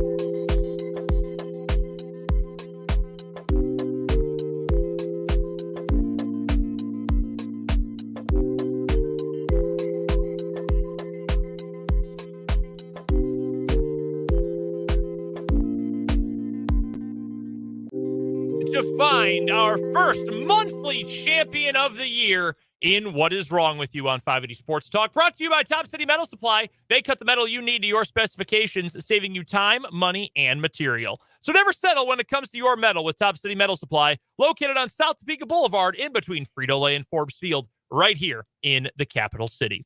Our two finalists for the month, we've got the Gorilla Wedding and the Open House School Self-Shooter.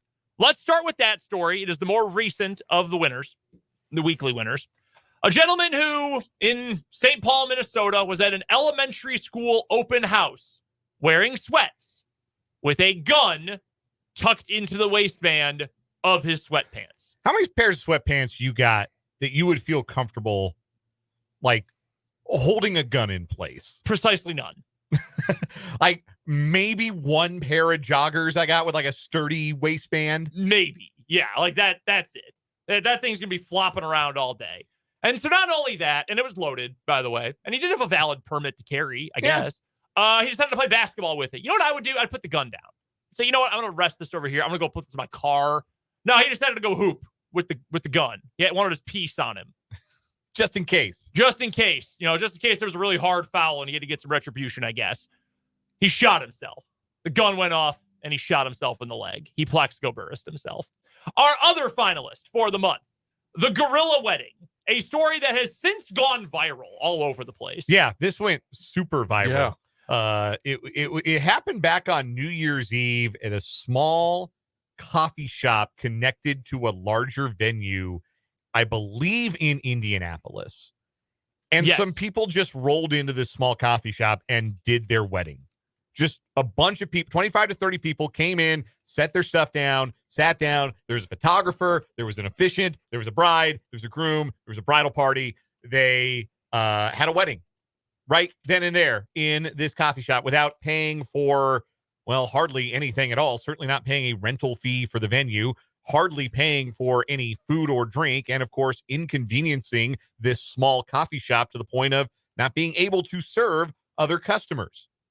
The cafe reached out to the people, and I have the rather lengthy email, and I'll read some snippets from it. You took control of, without prior notice, to have your wedding here for more than an hour. Person tried to make a reservation for a table of 6 to sign some documents, was with the building manager, to which he told us, we don't make reservations if we don't do a private event that obviously has a cost. Without asking consideration and zero care to patrons around you or us, you proceed to have a wedding at the coffee shop, moving sofas, chairs, tables, and cushions, leaving our staff to return everything to its place. The normal rate for a weekend rental is $500. We look forward to receiving that payment from you as soon as possible. The bridal party offered a $200 donation in response. Just awful people at every single turn. I despise these folks. All right, those are our two finalists for the month of January. Dan, I believe both of these were your stories. So I will let you go with the first vote. You know, they're both they're both infuriating in different ways, as Vance points out in the YouTube comments. If you're going a level of disgust, or are you just going with a bigger dummy? Like, are you like, what way are you asking the question? What is wrong with you? Are you going, what is wrong with you? Like at the wedding couple, you're going to, what is wrong with you? Like you would with the guy who Plaxico'd himself. Yeah, I mean, it wasn't Vance, I think, might be slightly wrong. It's not a gun-toting teacher. He wasn't a teacher. Yeah, we think a he was parent a parent. of somebody. Yeah, just a parent. Man, it's hard for me to pick between my two stories. I want to see you guys, since you have no Plaxico. It's already easy. Plaxico Burressing himself. Okay. Man, I don't. No, you know what? I'm making Dan make the deciding vote here. I hate these wedding people. Hate them. The other guy he's dumb. He's very stupid. He's lucky he didn't die, but he's very stupid. These other people, not only are they just awful, they screwed up a bunch of other people's days with this. And everyone was in on it with them. Their whole wedding party. Like the wedding photographer being in on it is wild to me. Very much Don't you ask some questions? Well, where's your venue? Can I see a contract? I think we had to show our wedding photographer the contract for our venue before they would come and show up and take pictures. God, and then this is why I'm voting for the Gorilla Wedding, and that's why it's going to be our winner. This is why I'm voting for it. The fact that they moved and rearranged everything in that little coffee shop and then left it. Yes. Just awful people. The level of being inconsiderate, the level of entitlement that these people have, it's what's wrong with America, damn it. And I can't abide it. It makes me so angry. I hate these people. We'll see you in December, Gorilla Wedding. They are winners for the month of January. The Plexico Burr story was great, but not great enough to win this month in What Is Wrong With You. Brought to you by Top City Metal Supply. Tim Fitzgerald, he'll join us next on 580 Sports Talk.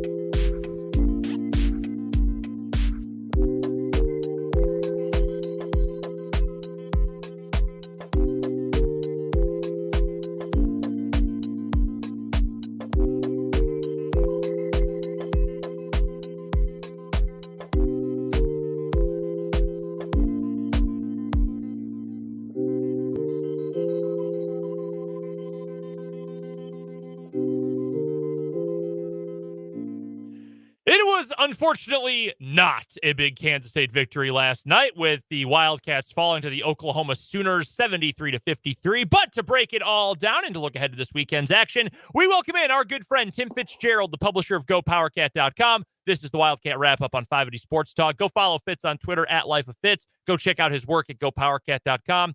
And Fitz, I would like to ask you this first question.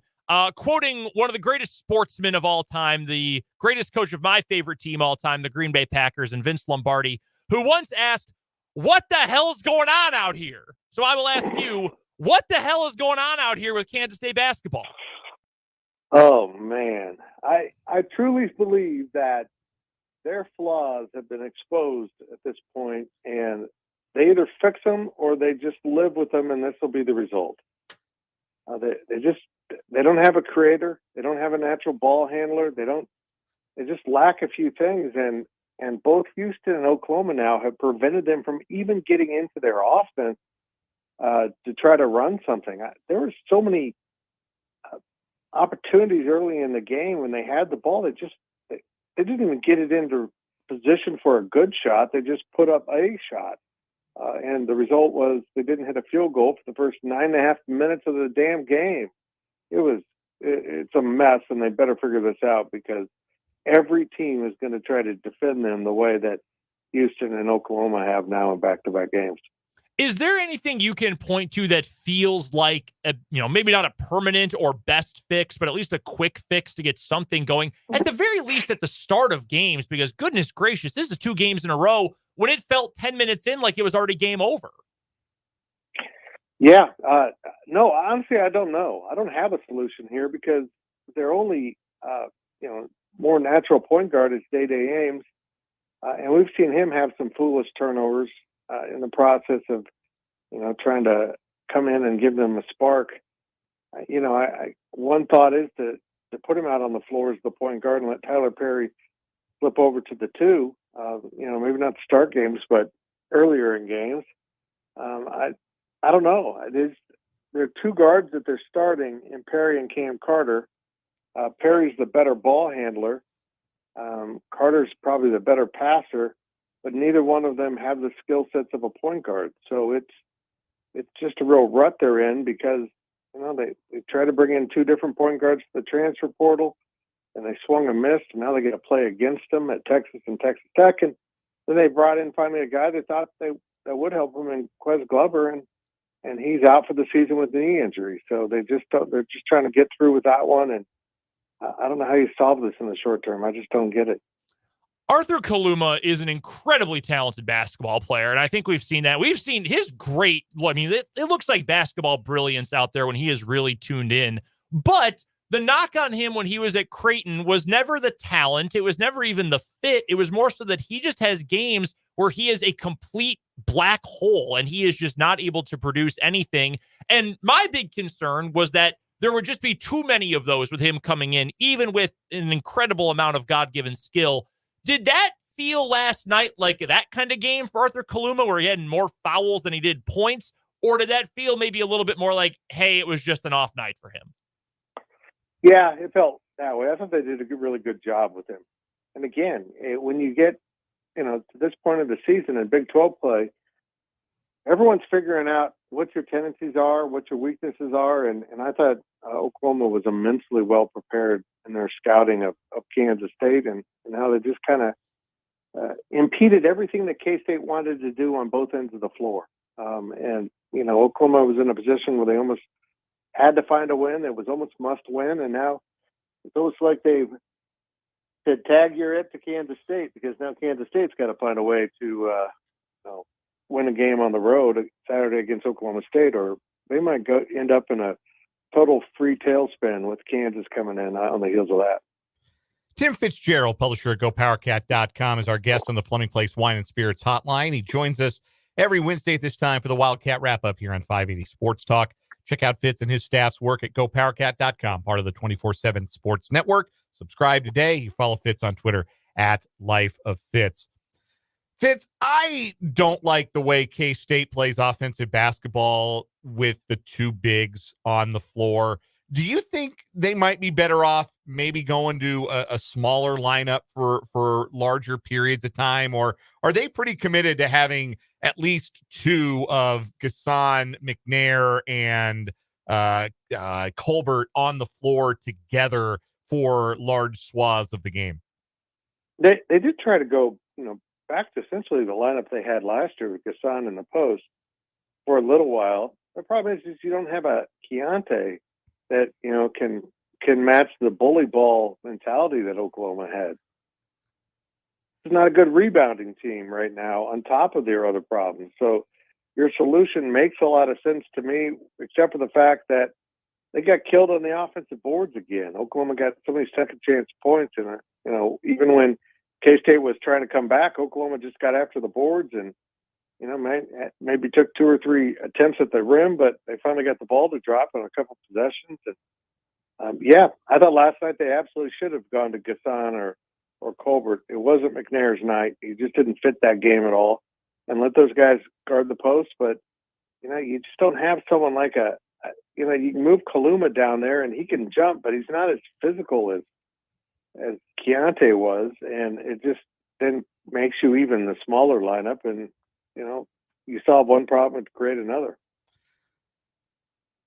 The starts the last 3 games have been a problem for Kansas State. They dug themselves a big hole in Ames. They dug themselves a big hole in Houston. And the Houston game is separate from, I think, both the trip to Ames and last night, because Houston's going to be a 1 seed. That's one of the best teams in the country. And sometimes you get got by great teams in their crib.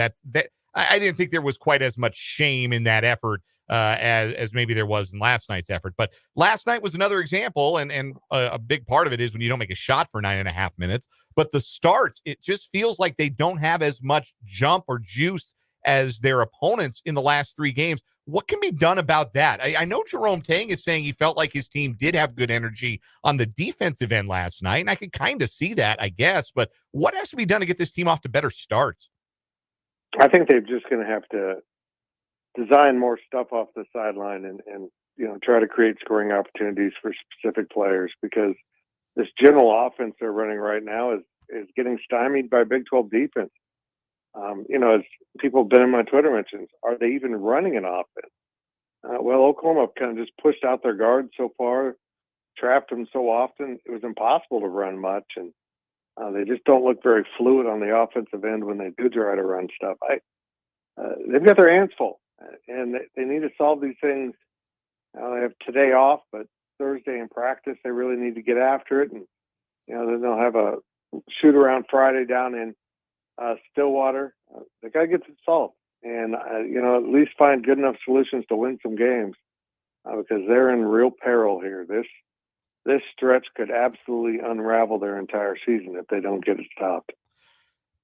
It's kind of I guess what I'll ask you, is it a no-win situation for Jerome Tang? Because when Bruce Weber's teams would lose games like this, fans grumbled and groaned about, well, we got this on the play hard chart and so on and so forth, and not much accountability in those post-game press conferences. And now when Jerome Tang gets behind a microphone in the post-game and says, look, that's on me as a coach, that's not acceptable, that won't happen again, I'll be better, we'll all be better. And fans grouse about that too. Is it kind of a no-win for Tang right now with just kind of a limited, flawed team and trying to make the best of it that he can? Yeah, I think you're exactly right. This roster was supposed to look much different. It's supposed to have a little more pop on it. They're missing 2 players they thought they'd have, and there's a possibility that they're missing someone else they might have wanted to bring in. It just is not.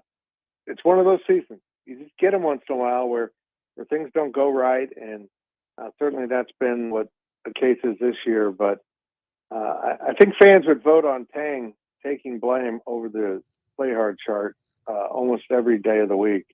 In fact, I'm bitter that you even brought that thought up and put it in my brain. I moved past. It was like a full year of counseling to get past the play hard chart. I was doing fine. Now here I am thinking about the play hard chart.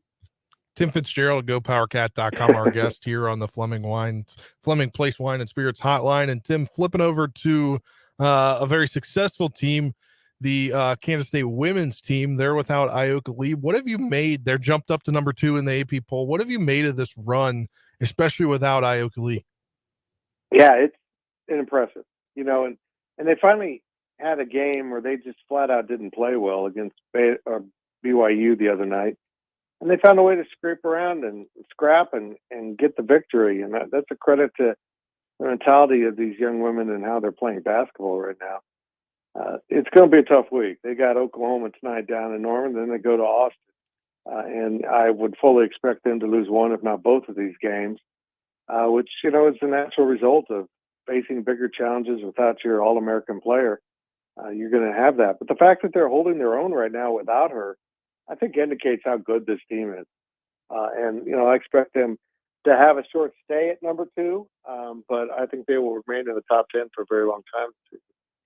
I'm glad that Spencer buttered you up with the positive women's basketball question here, Fitz, because I admit I hate doing the meathead questions, but I'm going to ask you a major meathead question here. With the way that the men's team has struggled offensively in recent memory, does it feel like this would be a team that could really benefit from having a 6'10" stretch 4 who shoots 39% from 3? Yeah, I think most teams would want that. I think Kansas, if I could think of one, that they could have had, the name will pop up. But yeah, it's just been you just sometimes you look out on that court and think, what they could have been with him, and how much difference does that change this game, that game, the entire season. But such is life. Sometimes you're dealt a hand you don't like, but you have to go ahead and play it, and that's where K-State's at. Looking ahead to this weekend, K-State in action. They got to go on the road to America's favorite wrestling gymnasium, Gallagher-Iba Arena. They'll take on Oklahoma State. And I know that K-State only won by 4 when these teams played in Manhattan. But Fitz, Oklahoma State is so bad. I mean, they don't have, we talk about the dudes, and Jerome Tang wants dudes on his roster. Oklahoma State does not have a single one, and their one, like, half a dude in Bryce Thompson might be out for a while after he got hurt last night. Does this feel, at the very least, especially with the Sunflower Showdown coming up on Monday, like a must-have get-right game for the Cats? Yeah, and thanks for ruining my daily delivery for tomorrow. Jeez. That is the topic. That's exactly what I talk about. They're in the middle of this really trying stretch of 7-8 games, or 3 in with 3 losses. Out of this 7 games that I was focused on earlier, but they need to win at least 2. They gave away one last night that I thought they could win. They better get this one because you still got KU to play. You still got BYU to go to. Then you got TCU coming in, and then you go to Texas for another game in there. This is brutal. Trying to find 2-3 wins in this stretch is really hard to do. Finding 2 wins if you lose this game is the stuff of nightmares, and I don't know how you could possibly, even though every game's separate, every game's self-contained, I still don't know how you lose at Oklahoma State and come home 48 hours later to play Kansas and compete against a team of that caliber. So I think this is a must-win in terms of the momentum for this center part of their schedule they're in right now.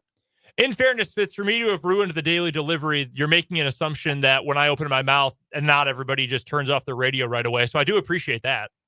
Yeah, no problem. It's no problem. I have faith that everyone stops and listens to you, which is bad if they're driving. But you do command attention, a great deal of attention. In fact, they had to pay 2 guys just to pay attention to you in the studio with you. That is true. That is certainly true. Hey, Fitz, real quick, before we let you cooking me. Before we let you go for today, real quick, can we get your thoughts on the way the Big 12 football schedule shook out for K-State? You know what? It's weird not having Oklahoma on there or Texas on there, because they would kind of give you like, okay, this is a big game. Mm-hmm. You know what I mean? Even if Texas wasn't great, it's still a big game. It's Texas. And now you kind of look at the schedule and you're like, okay, they can win that. Yep. Okay. Yep. It's a tough schedule for K-State in the fact that from after they play Arizona in, middle of September at home until the middle of November, they have 2 home games in an 8-week stretch during the best weather of football season. They have 2 off weeks and 4 road games also in that stretch. It is a tough schedule from the standpoint of when the home and road games fall. You go through that entire stretch, and I mean, that can just absolutely defeat a team. Then, then you come home and play 2 of your 4 Big 12 home games against Arizona State and Cincinnati. And then you go to Iowa State, which I would imagine is cooking up some more snow. They have the power to make it snow, and they're going to do it again. I know that there's people in Iowa love the snow. You could see it last year when they played. They thrive in the snow.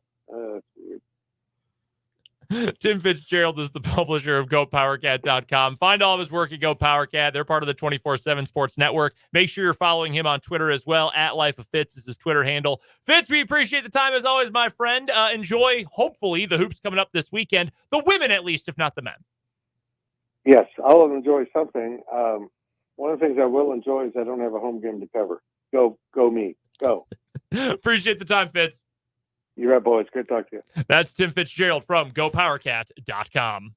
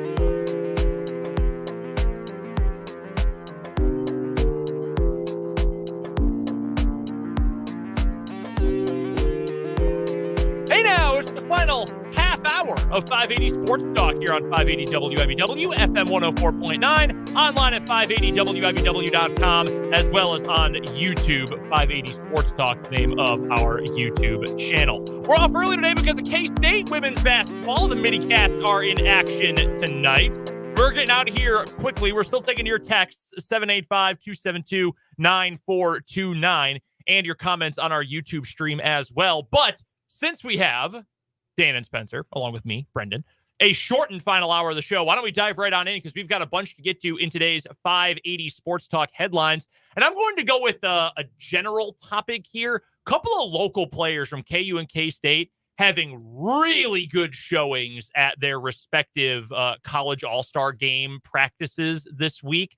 I've only seen from one K-State player, but a lot of people have said, like, the Shrine Bowl, or the Senior Bowl is weird because they have all sorts of like super legit credentialed media. Like Matt Verderam is always there. I know he's there right now. ESPN and all the major outlets are there. Plus like smaller niche outlets like the Draft Network is there and smaller outlets. Then just like random fantasy football guys from Twitter are there as credentialed media. It's a very weird place. I kind of want to go some year just to see it. Lots of people have really good things to say about Ben Sinnott, though. A lot of people really like him, either as a fullback, H-back, but a lot of tight end, too. They've had him running a bunch of downfield stuff. Evan Laser of Patriots.com, he's their team reporter. He has said for Patriots fans, watch for him because he is certainly is going to be a target for New England. That makes sense. That tracks.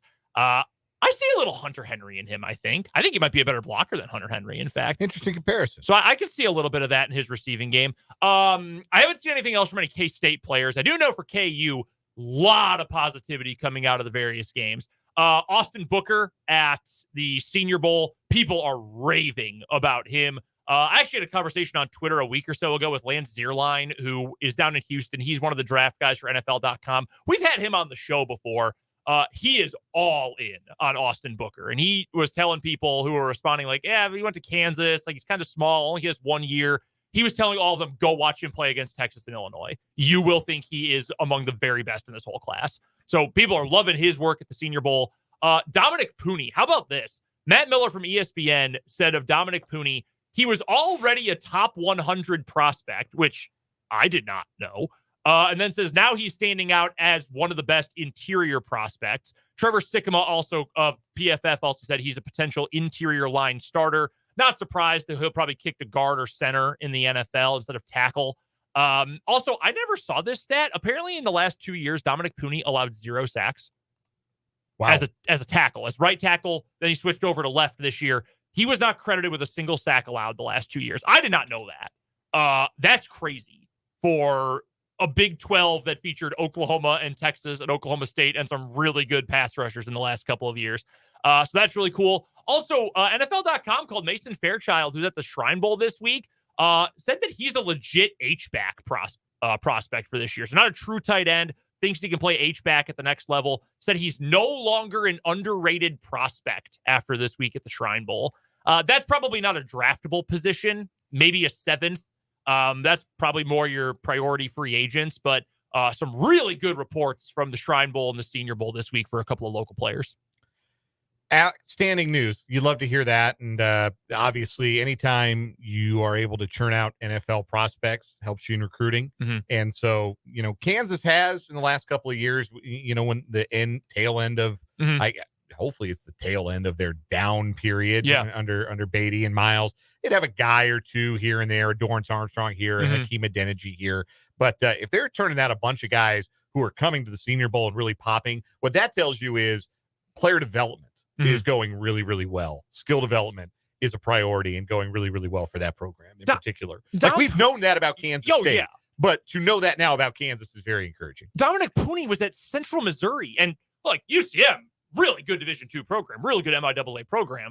But to go directly from the MIAA to the Big 12 and to be immediately one of the best offensive linemen in that league, that's a big deal. And that's why I said when he stepped out and didn't play in the bowl game for KU, I said, KU fans should be thrilled. I know you would like him to be out there to help you win, But if you got a guy who was at Central Missouri, came and played 2 different spots at KU in 2 years as a full-time starter, and now is a good enough draft prospect, he doesn't need to play in a bowl game, that is a big deal for this program because there aren't a lot of those guys at KU. So for that to happen, that's really cool. So no, that's cool to hear for Sinnott and for Booker and for Pooney and for Mason Fairchild too. Really, really cool for them. We'll keep the headlines local. The Chiefs did not have to put out a participation report today because the Super Bowl is not until next Sunday. But teams do an estimated injury report on days where they don't practice going into the Super Bowl. So the Chiefs released one today, basically saying, we didn't practice today, but if we had practiced, this is who would have practiced, this is who would have been limited, this is who would not have practiced, and the various maladies that are causing that lack of practice time.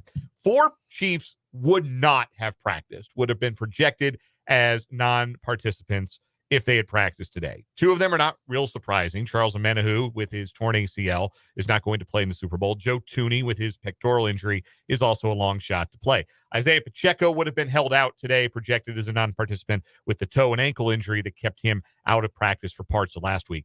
Chris Jones would have been projected as a non-participant with a quad injury. Wonder if that's where he got like kicked in the leg by Justice Hill probably. on that play in the end zone that should have been a safety for tripping a penalty that occurred in the end leg zone. whip. Yeah. Yeah, like pretty blatant when you watch the replay back. It's amazing the officials missed that. Anyway, Chris Jones would not have participated, but again, probably exercising caution. If there were a bigger issue there, we probably would have heard about it before today. Limited participants, at least projected to be limited. Willie Gay with his neck injury, L'Jarius Sneed with his calf injury.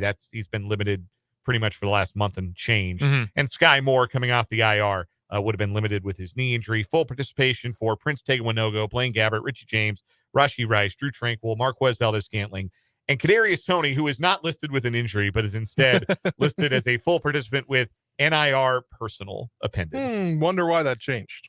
That's interesting. They still have personal on there. We do know for a fact his partner did give birth. Like we do know that did happen.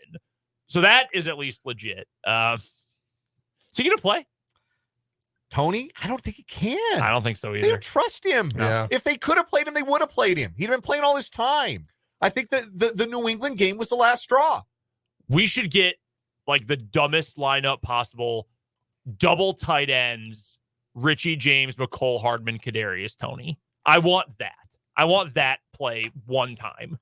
It'll go for a loss of 3 yards on 3rd down. The Chiefs would be lucky to keep the ball at the end of the play. We're being honest about it. While we're talking Chiefs, you want to double down with our other Chiefs headline? Yeah, today? the other big Chiefs headline of the day, the Carolina Panthers have hired Brant Tillis to be their vice president of football operations. Tillis comes to the Panthers from the Chiefs front office. He was basically the right-hand man and the cap expert in the Chiefs front office for Brett Veach these last handful of years. A guy who has been really influential and a really big part of managing the salary cap in particular when people have talked about how the Chiefs been able to do long-term extensions for their star guys or maneuver some cap room with some adjustments and some restructurings of contracts so that they could do smaller contracts. Like 2 years ago, it was signing Curtis Dunlap.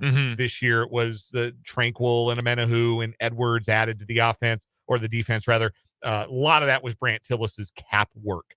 He's really well regarded with his work with the salary cap, and now he leaves the Chiefs front office to go work for the Carolina Panthers. So that is a loss, certainly, for the Chiefs front office. Leaving the Hunt family to work for David Tepper. We'll see how that goes. Spencer, what you got?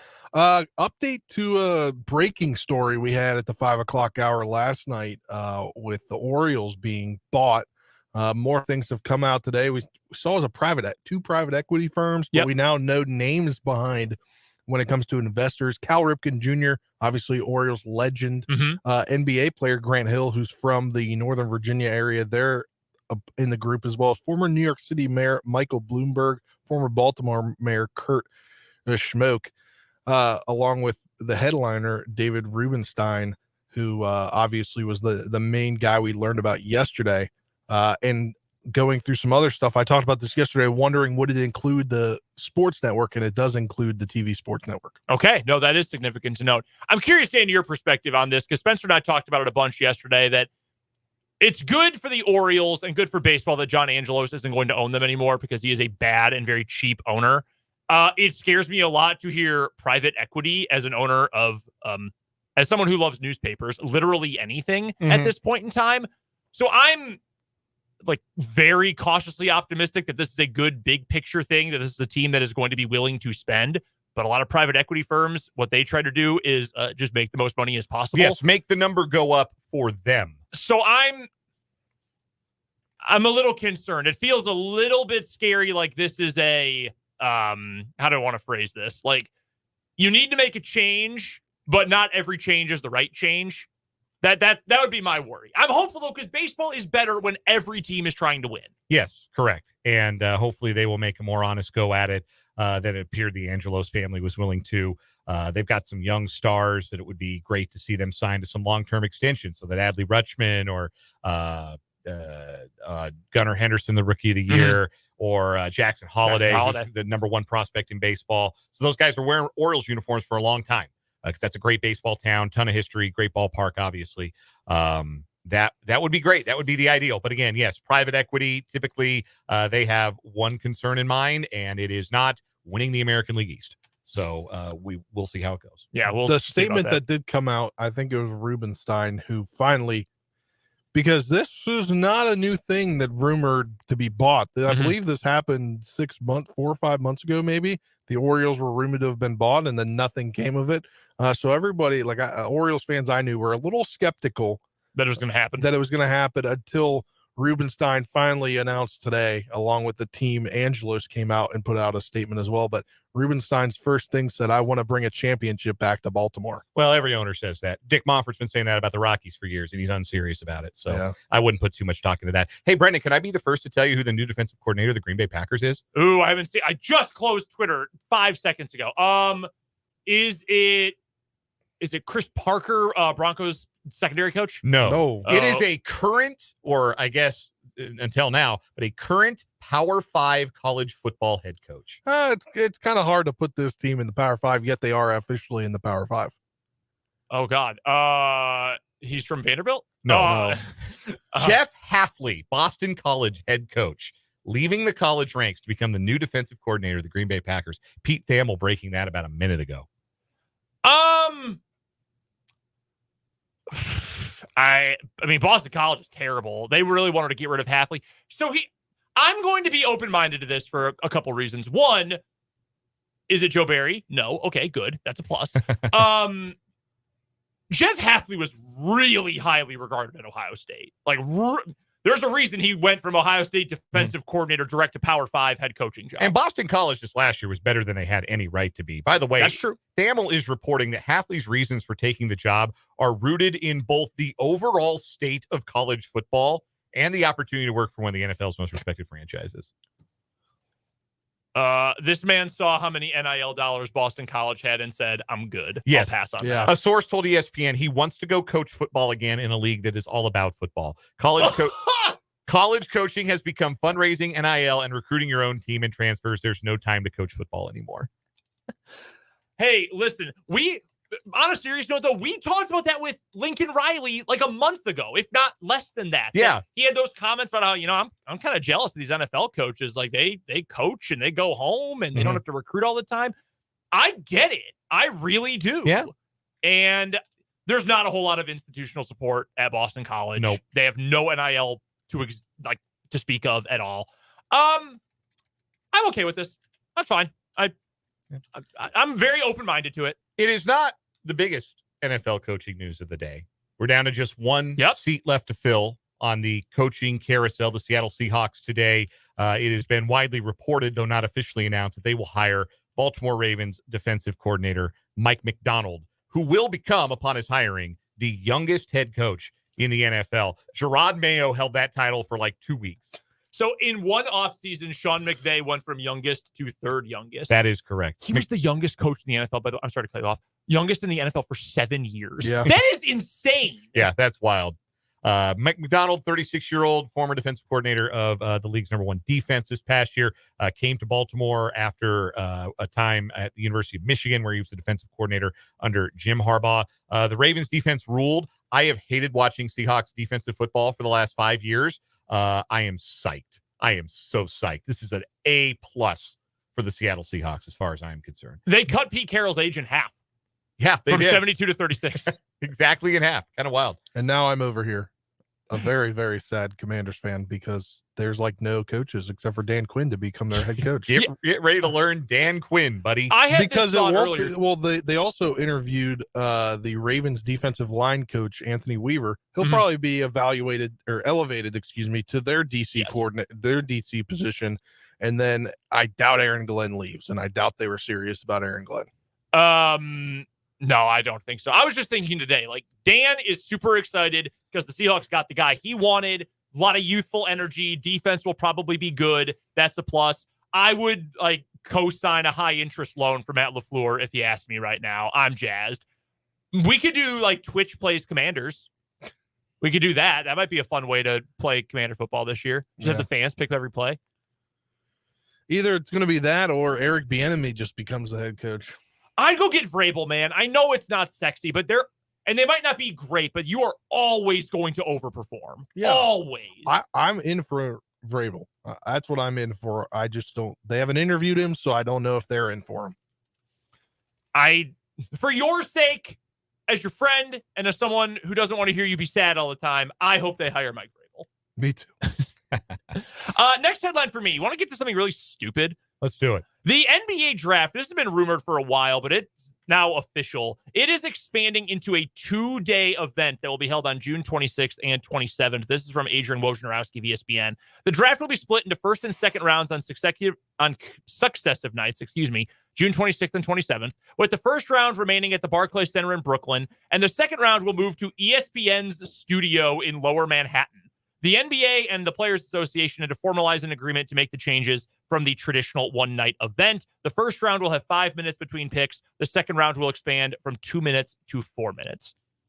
What? This isn't going to work because people don't care about college basketball the way they care about college football. And it's not just that either. I'm going to read you a list of names that were taken in the second round of the most recent NBA draft.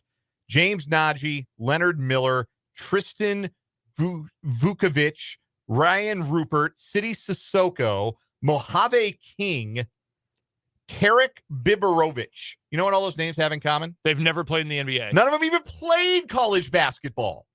Like the second round of the NBA draft is for sickos. Like Fran Fraschilla, that's his night. Because he goes, yes, I've been grinding the EuroLeague tape, and I know all about Tarek Biberovic from Bosnia and Herzegovina, who's been playing for Fenerbahce in Turkey. I know all about him.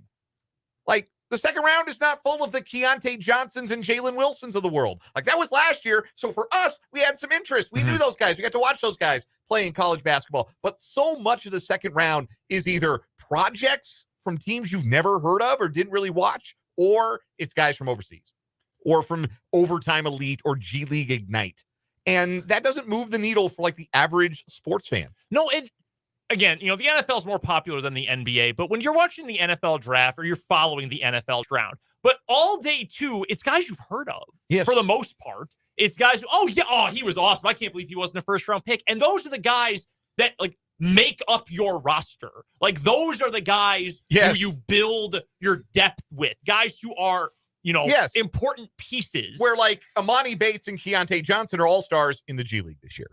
Yeah, like that's good. Like that's good for a second rounder. Yes. How many right now, and granted, the best player in the NBA was a second round pick. Yes, he was. How many legit second rounders can you think of in the NBA right now? I know there's a handful. I can think of 2 off the top of my head. I don't even know. I just think the whole draft and the second round are it's just dumb. Malcolm Brogdon, the second round pick. Oh, Brogdon might have been. I was thinking Draymond. Yeah. Draymond was second round. And obviously Jokic. Yeah. I don't know. I think it's a bad move. I think this is, a little high on your own supply. I think if you're Adam Silver with this one. Big time. I don't get it at all. That'll do it for today's 580 Sports Talk headlines. We're back in just a moment with a quick final word before we send you off to K-State Hoops.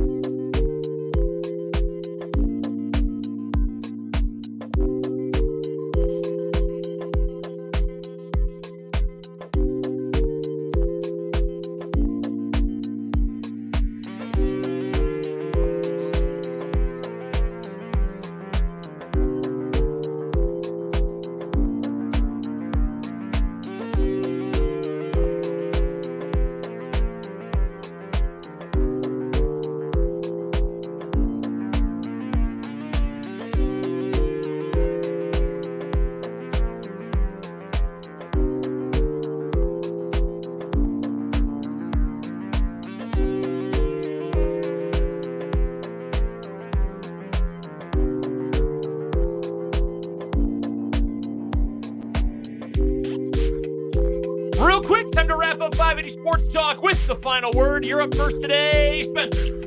Overall, great experience last night. Happy to finally experience a big Power 5 basketball game. Did get lost a few times, but did make it to my seat in time for a tip-off. And shout out to ESPN because I did have a little bit longer than I had anticipated because they had a game going beforehand. And that went over. So tip-off at 8:05 was more like tip-off at 8:12. Welcome to the late Big 12 game. We didn't get to this in discussing the K-State game. Jeb Hartness, Marcus Pettigrew, Brooks Wells. I want those men arrested.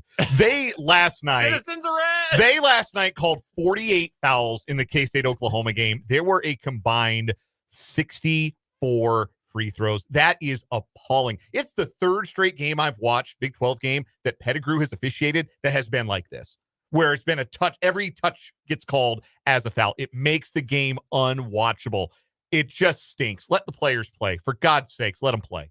Just awful. Final word for me today. KU needed that win last night because they've got a huge one coming up on Saturday against Houston. And the biggest thing from that game, unfortunately, no Kevin McCullough, but if Elmarco Jackson can at least be decent, I just need playable on offense. This KU team can still meet all the goals they have for this season. That's my hope, at least going forward. We're back tomorrow with a full show and a jam-packed guest list from 2 until 6. But until then, for Dan Lucero, for Spencer Dupuis, I'm Brendan Dworzinski. This is 580 Sports Talk. The K-State women are up next.